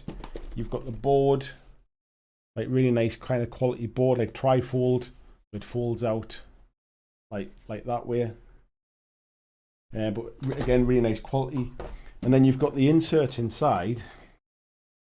So again, nothing falls out. You've got the scenario book, which is the scenario book is ring bound, because when you're playing it, you tend to kind of you leave it open across 2 pages like that. So what you'll have is you'll have a scenario here, and then basically like the mechanics for what the ghosts do during the game, and you'll lie it like that. So it's all ring bound. And then like inside you've got all of the there's a nice little kind of, this is called the bindle bag. Like there's a nice kind of like little like gingham cloth bag for like drawing your tokens out of. It's not just a plastic bag kind of thing. It just adds to the scope of the game. All of the ghosts and stuff come in these little sort of acrylic standees. It's just really nice. Let me just move this out of the way now. It's just really, really nice quality. It's like it goes above and beyond. But like I say, like even like the things like the box lid, as I mentioned before, it doesn't need to be that much quality, but it is. So there's certain things that when you're like when you open a box, you feel like, yeah, like I can see where my money's gone. You know, like there is definitely that feel about it. Philip Dick says, I've heard a lot of negative things about the gameplay though, so we'll see if that impression lasts. Yeah, I've just said that as well, mate. I didn't enjoy it. I've just played it once and I've never played it again. I will be selling my copy of Curse City. Luke says, I tend to prime my Iron Man looking Dead Zone fellas so I can do a test. I need to prime my Iron Man looking Dead Zone fellas so I can do a test piece for them this week. Don't need to do a test for the Rebs because they're all different. Yes. Phil says, never heard of Overdrive, looks interesting. I've got some videos on my channel, mate. Check it out. If you like kind of hex-based combat type stuff, be right up your street. Christian sharing the link there as well for Goblin Gaming. Thank you very much, mate. Nicholas is saying, I didn't even realise the Mantic packaging was considered tatty. Maybe I'm easy pleased. I'm not saying it's considered tatty, mate. I'm not saying it's bad packaging or anything like that. It's just in comparison to others. I mean, at the end of the day, the packaging is really there just to get it to you like undamaged. That's all the packaging's there for. And when it comes to games like Dead Zone is a prime example, you'll never use that game again. Like the terrain's not going to go back in the box. You're not going to put your minis back in the box. So like you might end up just throwing the box away. So I can see why you would cut corners and kind of like sort of bring it down. It's just, I think it's just one of those things where it's just part of that. It's part of the experience. You buy with your eyes, don't you? Kodos says, I feel that a premium box that you throw away is something I can easily exchange for something cheaper. Yeah, I don't disagree with that, mate. I mean, at the end of the day, premium boxes, you're paying for them at some point. And yeah, you are paying for them. But then if you compare, if there's two games on a shelf, and you're looking at one that looks really premium and one that isn't, and there's not that much difference between them, all these things add up, don't they? All these things start up.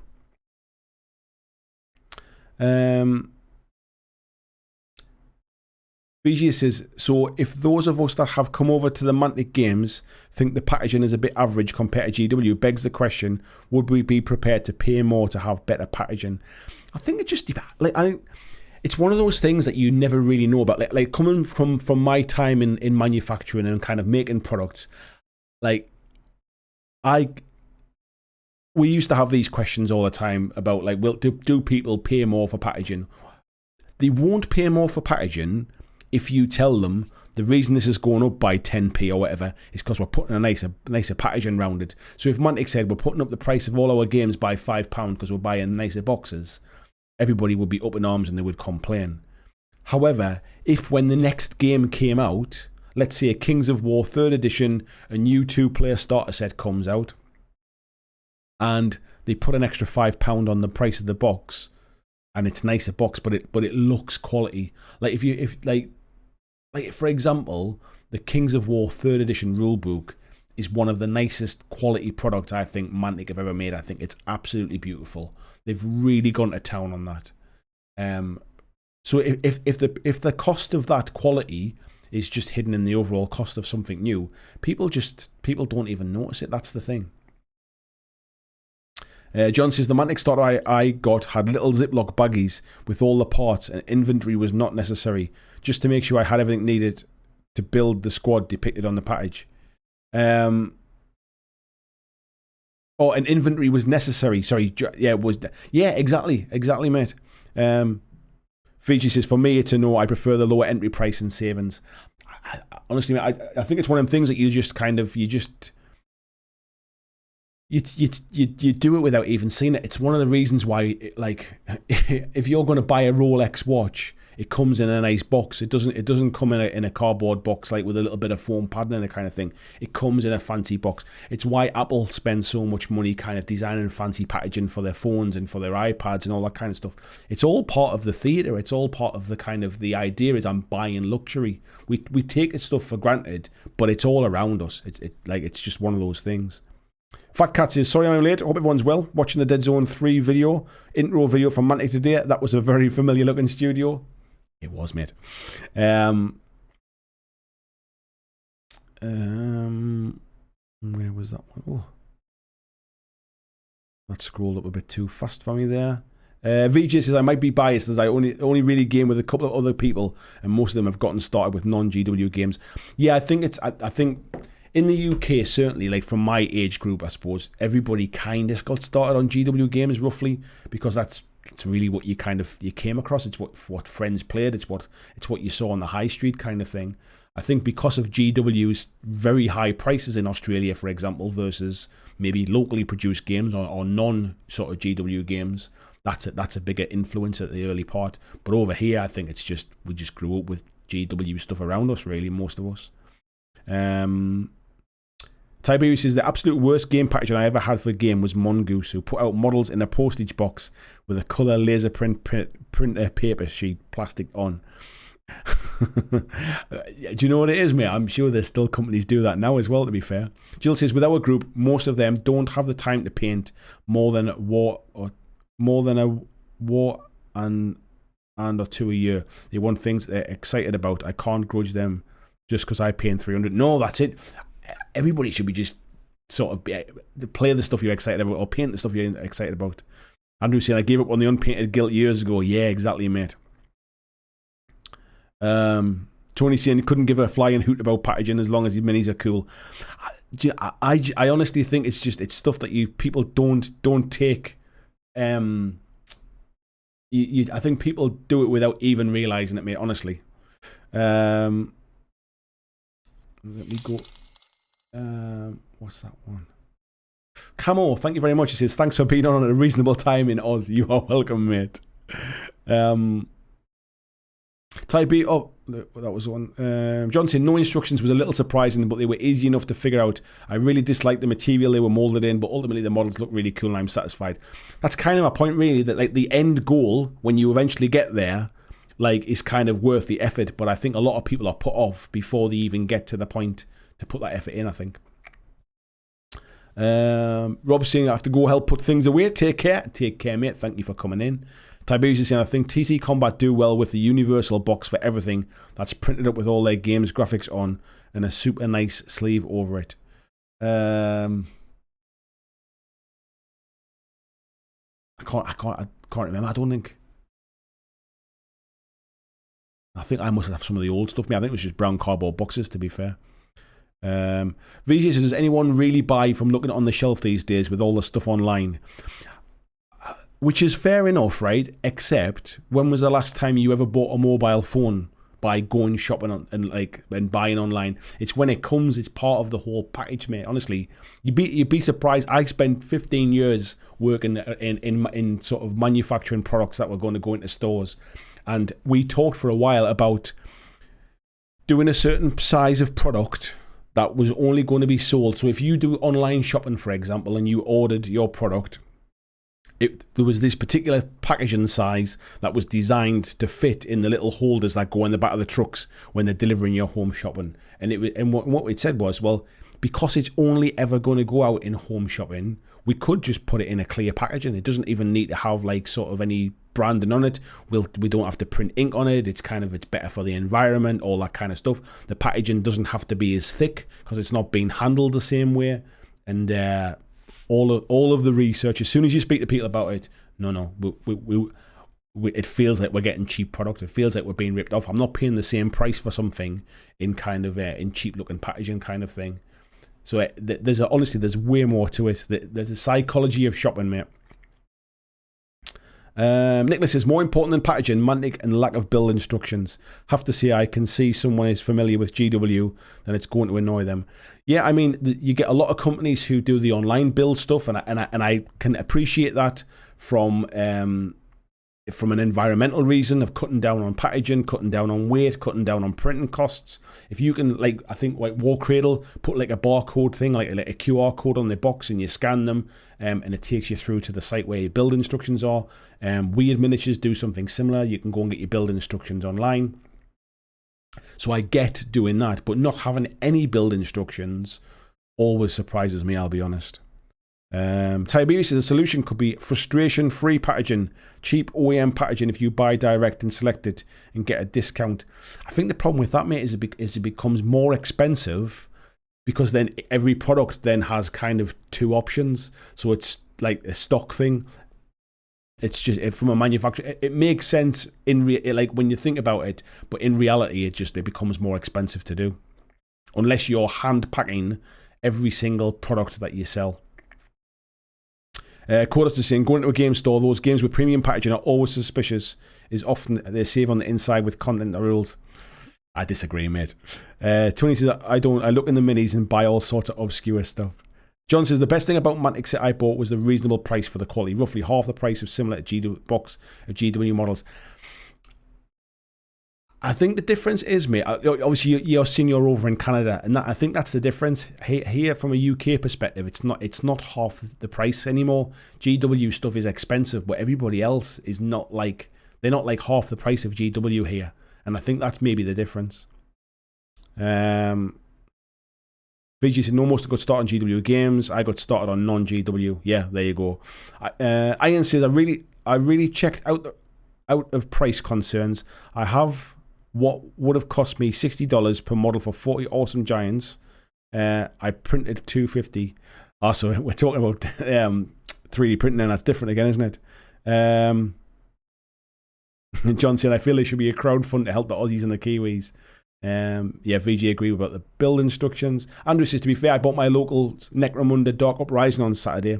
Yeah. John says, I come to this hobby from historical plastic models, and I've built some real dogs just because that's all that was available. I think it depends on what you're into, mate, doesn't it?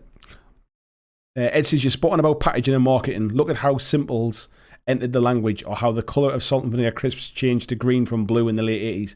Honestly, mate, because I've worked in that industry and I know what it's like, I know the psychology behind it, and I used to design products based upon it. I think if you're not aware of it, you accept certain stuff. It's the like you see, you're talking about sort of like crisps, like why are beef crisps always in brown, and like kind of in a brown packaging type thing?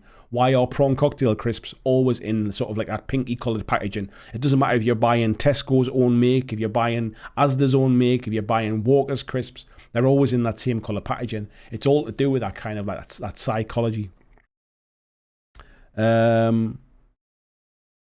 Busey saying there, yeah, everyone likes a nice package. Jill says, the people who think they aren't affected by packaging and marketing have never been convinced they are. Work in retail for years, you heard it all the time.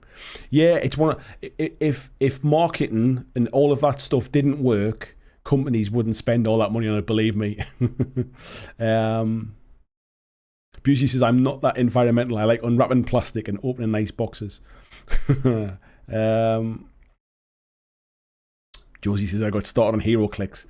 You've got very low standards, Josie. That's what it must be. Christian sharing the link for Amazon as well. Thank you very much, mate. If you are shopping on Amazon, please don't forget to click the Amazon affiliate link. Take care, Christian. Thanks for coming in, mate. Thank you for your help. Tiberius says, insider knowledge, Tesco's own make are Walkers. Most own make brands are a premium brand making them somewhere else. Lee says, is that why many board games come in massive boxes? The perception of value being equivalent to size. Absolutely, mate. Look at the reason why Switch games for Nintendo Switch come in a box the size they are. Like when you think if you've never seen a Nintendo Switch box, they're probably about the size, like about maybe about 2/3 the size of that. And the cartridge is like the size of a memory card inside. There's no instructions inside. There's no game manual or anything like that. It's all just fresh air. The reason they're like that is because you want to be able to see them on the shelf. You think you're getting something for your money. If a Nintendo Switch game came in a box about that big, you'd say, I'm not paying 50 quid for that. That's tiny. Look at that. It's all psychology. It's what if you buy a memory card, it doesn't come in a tiny little piece of packaging, does it? It comes on a big sort of sheet of cardboard with a tiny little thing in the middle. It's all so they can advertise on it, so they can put loads of stuff on it and stuff.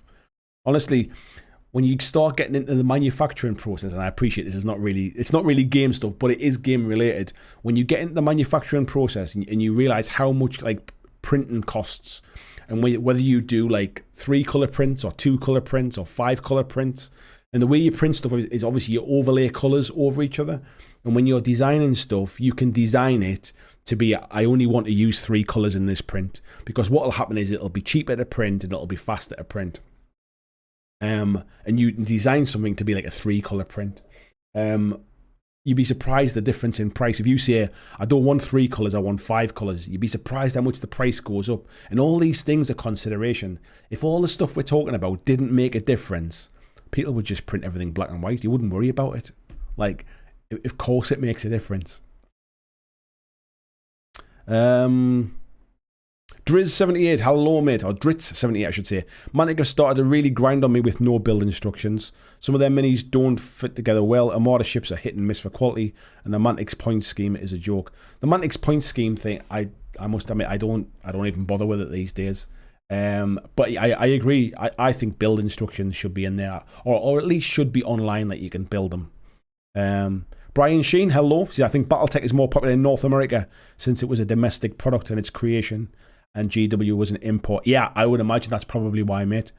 Ed saying, you really do. My dad ran an advertising agency. He ran the Walkers campaign that made them the best-selling crisps in the UK and set the colour of the packages. It's legit dark arts. I'm glad it's not just me. It's weird when you talk about stuff and people go, nah, it's all rubbish. I know the kind of money that companies spend on marketing, and if it didn't work, there's absolutely no way they wouldn't spend it. The world runs on advertising. Busey says, sometimes you can have a crap product, but because the packaging was good quality, you feel like you got a solid product and a good deal. Yep. Andrew's saying, the largest thing I learned in building my collection, sprues take up about 4 times the space of the actual model. One thing I'll say about the Wild West Exodus models I've been building this week, I think they've done a really good job to basically get lots of different options into one sprue. So for example, when you're building the Iron Eagle bikes, there's a number of different ways you can build it. There's different leg options, there's different heads, there's different types of an Iron Eagle bike depending upon which kind of faction it's for, and it all comes on one sprue.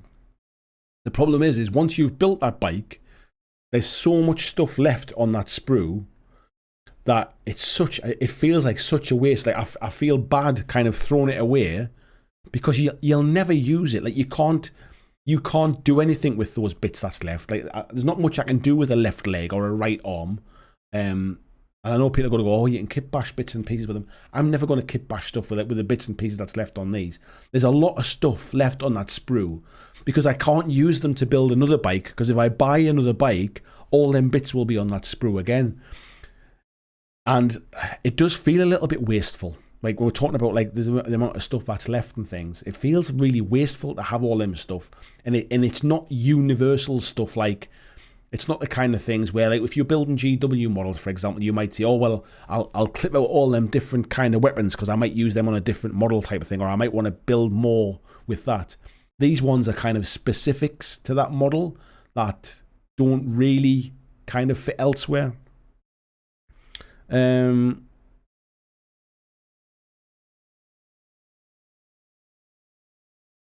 are we at?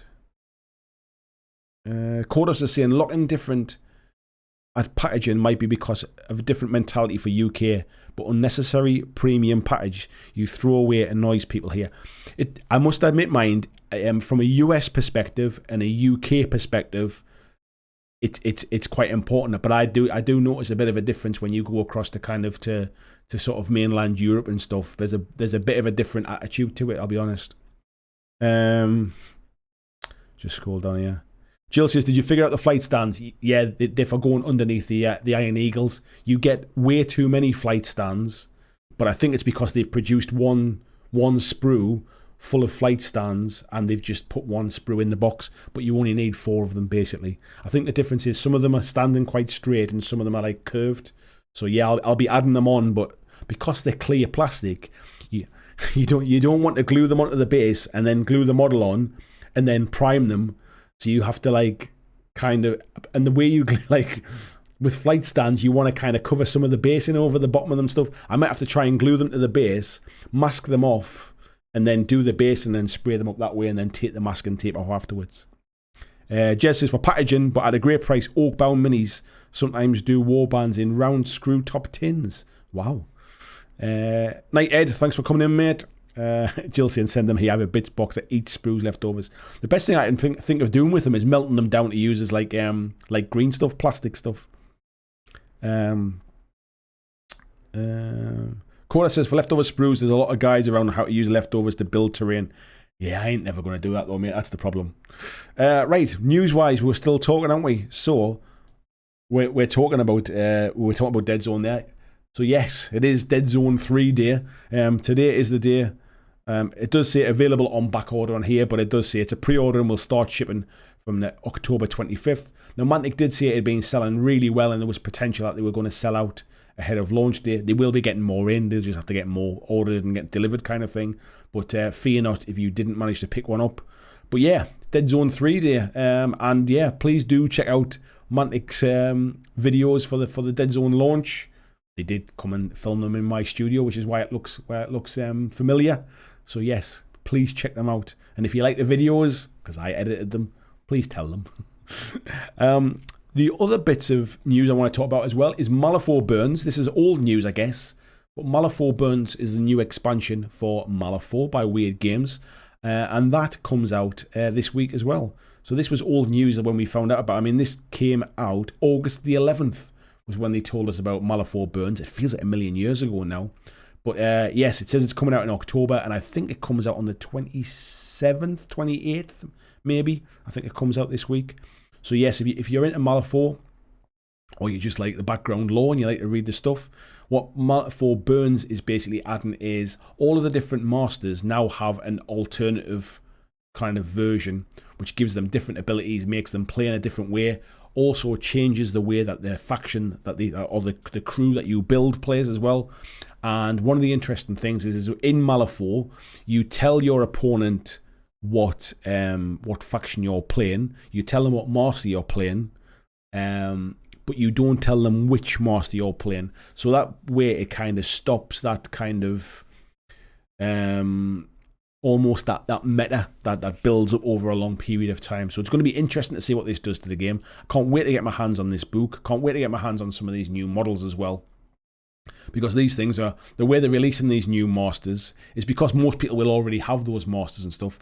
They're releasing them in these kind of 3 master boxes, which will, it might not be everybody's first choice, but I can understand from a price perspective, like a manufacturing perspective, why they've done it this way.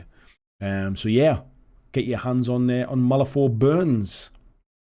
And then the last bit of news today I wanted to touch on as well is the changes in Marvel Crisis Protocol. So these were announced a little while ago, but today we got a bit more news. So one of the things that they're doing is basically they're changing the way you build rosters. So in the past, you couldn't have 2 characters in your roster with the same name. So for example, you couldn't have 2 Spider-Man. Even though there was a Spider-Man and an Amazing Spider-Man, you couldn't have 2 the same. Now you can, because what happens is from your roster, you then pick your kind of your crew, if you like. So the example it gives it here, it says it means players can include both versions of Stephen Vincent Strange, Doctor Strange, and the Doctor Strange Sorcerer Supreme. So in their roster, but you have to choose one to use in your squad. And what that means is basically it's easing up on some of the restrictions. Some characters never ever got to see the table just because there was a better version, if you like. The next kind of change, or the big change that we didn't know about, which has come out today, is basically what happens is who gets to select the point value that you play at. And the way it used to work in the past was you roll for priority. The person who has priority chooses like one of the missions. The other player chooses the I forget what they're called now. Chooses the other one anyway. And then the player with priority, who's going to go first in the game, would then choose what points value you play at. And the issue with this would be that the person who knows they're going to go first would then choose the points value, which would enable a certain list that they had to go first and kind of do a lot of first turn damage, if you like. The way it's changed now is the person who's going first chooses the first mission, if you like, but the person who's going to go second gets to choose the points value. It's a really subtle change, but I think it's going to make a nice little impact on Marvel. So it's nice to see what they're doing. It's saying that basically they've been watching the meta, they've been watching how people play, and they've been looking to see how they can improve the game. And these are a couple of little minor rules tweaks that will just kind of bring some improvements into the game. So, where are we at here?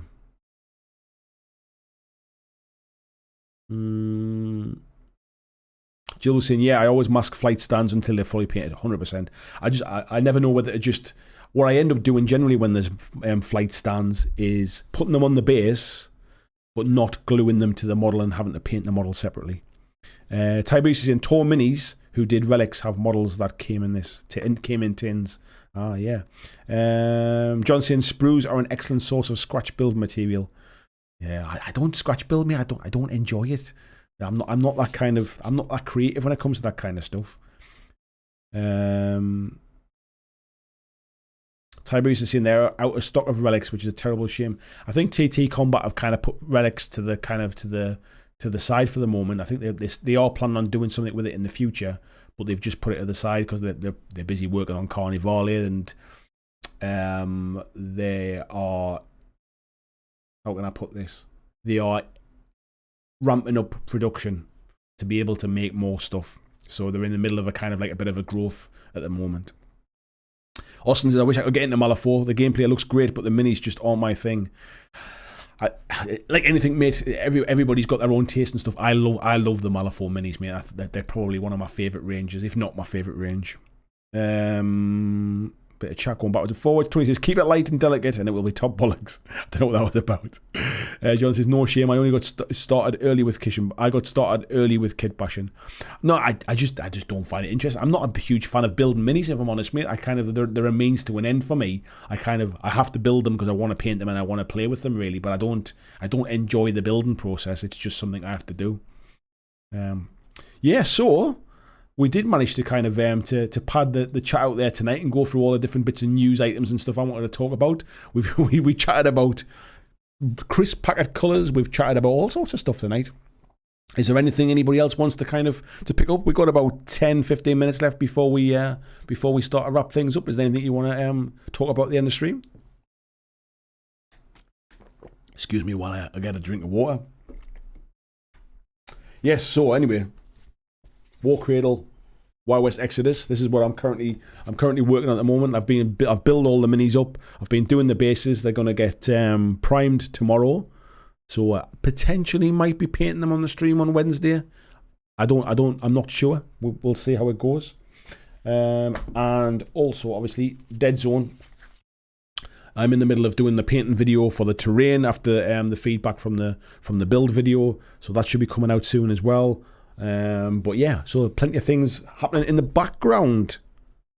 Dreadfleet just says no bacon chat. I've not had a bacon sandwich in years. Oh, actually, I tell a lie, mate. I had one on Sunday morning. My wife was doing it like a not like a fun run thing, like a road race type thing, like a 10k run. And me and my son dropped her off at the start line. Me and him I went for a cup of coffee and a bacon sandwich. He had some juice and a toasty. And then we went to pick her up from the end of the race. So yes, I had a bacon sandwich on Sunday. Any new Kings of War or Armada rumours? Kings of War, obviously the latest news is about the new evil faction that's coming, which is the Orcs, the new Orc faction. But yeah, I'm sure there'll be more coming on that soon. Armada, I think we've kind of had all of the Armada stuff recently with the different factions coming. Tony says it's a bit of a... Oh, he's talking about painting there. Luke says, are you tempted to get into Lost World Exodus as well? I probably will do, mate. They share the same rules, basically. When Lost World Exodus does launch, it's essentially an expansion of Wild West Exodus rules. And I already have some minis that I've been painting up in the background. I love the kind of the background setting and the fact it's coming like Antarctica and that type of stuff. So yeah, I more than likely will, mate. But at the minute, there's no kind of firm sort of date on the rules and stuff. Sunday Sykes says, came for the bacon comments, not disappointed. Paul says, come on, painting challenge. What are you going to decide? I'm not really sure, mate, if I'm honest. Because what I tend to find is, if I did something like paint a vehicle or paint a piece of terrain or something like that, it sounds like it's open to everybody and everybody will get involved. What happens is, because it's so open-ended, people just go, oh, no, I can't really be bothered kind of thing. But when this is what I've noticed from past ones. If I've done something like paint a Dead Zone team or paint a, I don't know, what's the other ones we've done? We did Dead Zone. We did the Kings of War challenge as well. When I've done something a bit more game specific, people buy something and then kind of commit to it. So I'm not really sure, mate. I'm not sure what I'm going to do. I'll do something, I think, for November. We'll kick something off, but I need to give it a real good thought because I want to take part in it as well. It needs to be something that I want to do as well. Dritz says, with Malifaux, are the decks identical and what are the faction books for? So the decks, mate, are identical. They are all just what's called a Fate deck. It's a normal 52 card deck with the two jokers. And so there's basically the four suits or the four suits, and then basically 1 to 13 on each of the cards. They have different images on them for the different like faction decks. It's just like it's like when you get dice for GW games and there's like a Tau set of dice and a Space Marine set of dice, that kind of stuff. Think of it like that, but they're all still dice and they all have 1 to 6 on them. The card packs are like that as well. The faction books, mate, are really just, if you're a bit of a collector, then they're a nice to have. They have loads of background stories in it. They have information about each of the different characters. They have all of the characters for that particular faction. They have all of their stats inside. But if you're not worried about that kind of stuff and you just want the stats are all free online, mate. If you go to the Malifaux Crew Builder app, all of the stat cards are all free online, so you can get all of the stat information from there. So they're more just they're like nice for collectors, really. And if you're into the background stories like I am, I think they're worth the money personally. But if you're not into reading the background stuff, I probably wouldn't touch them if I'm honest. Kodos is saying, talking about how to get you into BattleTech. I'm not the slightest bit interested in BattleTech, if I'm perfectly honest, mate. I know other people are, and each to their own. Everybody enjoy your own games, but it doesn't tick my boxes, mate. Like the theme of it, like the scale of the minis and the style of the ones I've seen just doesn't interest me, mate. John says, I'd love to get a box or two of Malifaux minis, even though I hear they are difficult. Doesn't frighten me. I build hybrid metal plastic. They're not difficult, mate. There's been difficult ones to build in the past. I think around 2nd edition there were some awkward ones, but they're not difficult to build, mate. If you've built any minis in the last 5 years, you won't have any problems building these kind of stuff.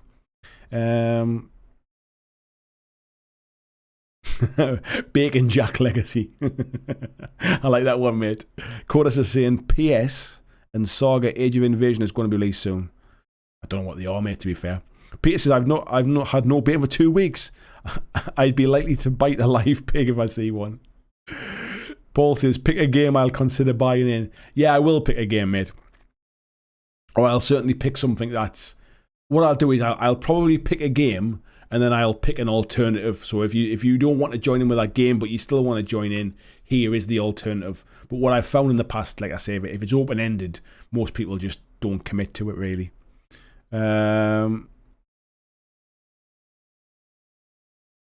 Tony said, Lost World Exodus, that's timely. I'm working on a Lost World Exodus team at the moment. There you go, mate. Chris says, I find the obsession with bacon among this crew oddly comforting, my kind of folks. I don't know where it's come from. I mean, I do like a bacon sandwich, mate, but I'm not bacon obsessed. Tony says, a certain person with a far northeast accent might find him in the post one day. Oh, you don't need to do that, mate, honestly. Luke says, Battletech sounds very hard work to play, lots to learn. I don't even know about the game, mate. It's the aesthetic of it, like the kind of like the style of it just doesn't really, doesn't tick my boxes. Ty Previous says, what I want to get off my chest is that Vallejo airbrush cleaner is just car windscreen wash. I'm not going to pretend anymore. Yeah, they just took the scent out of it, mate, haven't they? Sunnet says, do you do much work with an airbrush other than priming? I tend to do a little bit of like sort of like blocking in colours. So if I'm doing like an army of something, like if I was doing like a 40k Space Marine army, for example, I would paint all of them with an airbrush and like basically like and almost like zenithal highlight them. So if it was Ultramarines, paint them with a dark blue, hit them with a light blue from above, and then that's kind of like my shading and stuff done, like highlighting and things. So I do that. I don't do any like fine work. I've painted some Infinity minis with my airbrush before. When I was doing my Ariadne stuff, I painted those with an airbrush. But generally, I find that it's a tool just to kind of speed things up. I don't really kind of do any like fine detail work with it. Just to see, in Saga's a great game. I've heard it's canny. I've heard it's pretty good. Vigi says, you can always paint something related. I painted a Blitzball team when everyone else painted, I think it was Dreadball. Yeah, exactly, mate. That was the other one we did. We did the Dreadball stuff, didn't we? Yeah, exactly that, mate. I'll always kind of open up a bit of an alternative or kind of thing. I just want people to paint at the end of the day.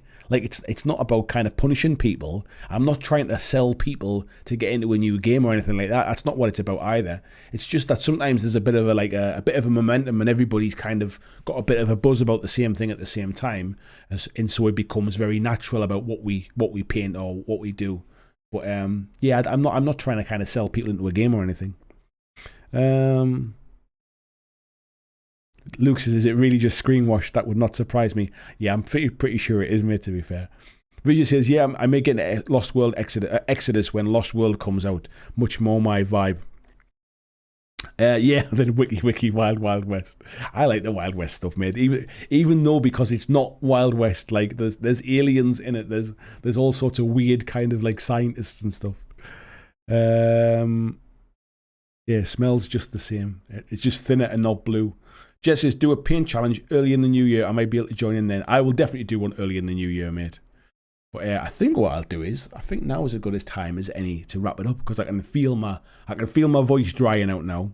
Jill says, yeah, setting myself a monthly painting goal has been good for motivation. Yes, that's the way to do it. Ian says, just an idea, but something like Eons of Battles complete challenge would be cool, just to have a running when other competitions aren't. I don't know what that is, mate. I don't know what that is. Jill says, actually, November is a terrain month. There you go. Vicky says, Wild West need giant robot spiders.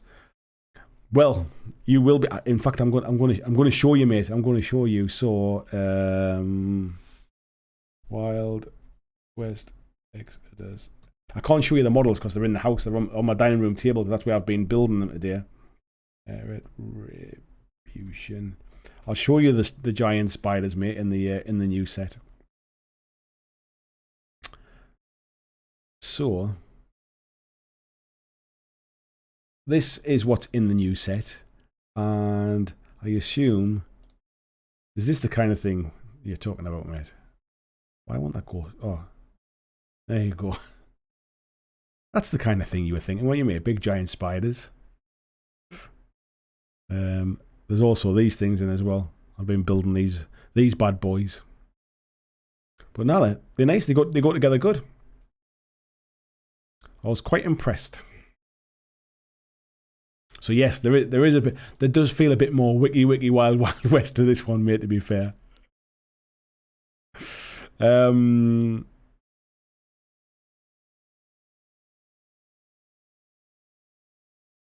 Go Saints, tasty brain drain. It's Rams, mate. Go Rams, horns up. Ian says, just a series of before and after pics of what the community's done over a week or so. Eons of Battle is a YouTube channel. He does a show me your completed minis thing. Oh, okay, mate. I've not seen the channel. I don't know. I've not seen it, so I'll have to check it out, mate. Anyway, I'm going to call it a night there. Thank you very much, folks. If you haven't checked out last Friday's interview video, please do check it out. I will be back on Wednesday for another live stream. There'll be another video again this Friday as well. I might potentially have another video on Thursday if I can get the editing done. I've got, like, because I've been working on these Mantic videos, my editing pile's been like kind of like stacked. I've been editing videos for the last week and a half. So if I can get on top of that, I might actually start getting some of my own stuff out there as well. So watch out for them this week. If you do see any of my videos, please do give them a little thumbs up. If you enjoy them, let me know. Leave me a comment in the comments, and I will see you on Wednesday. Thanks, folks. Thanks for watching my video. I hope that you really enjoyed it. And if you did, why not consider clicking on the suggested video below to see more of the work that I've done. If you'd like to support the long-term sustainability of this channel, why not consider checking out my Patreon, where you can pledge and support from as little as $2 a month, and there is lots of different tiers and bonuses which will give you access to a private Discord server. It will give you free t-shirts, free mugs, a podcast every month, and a number of other things, including getting your name at the end of every video, like these awesome folks who already support me now.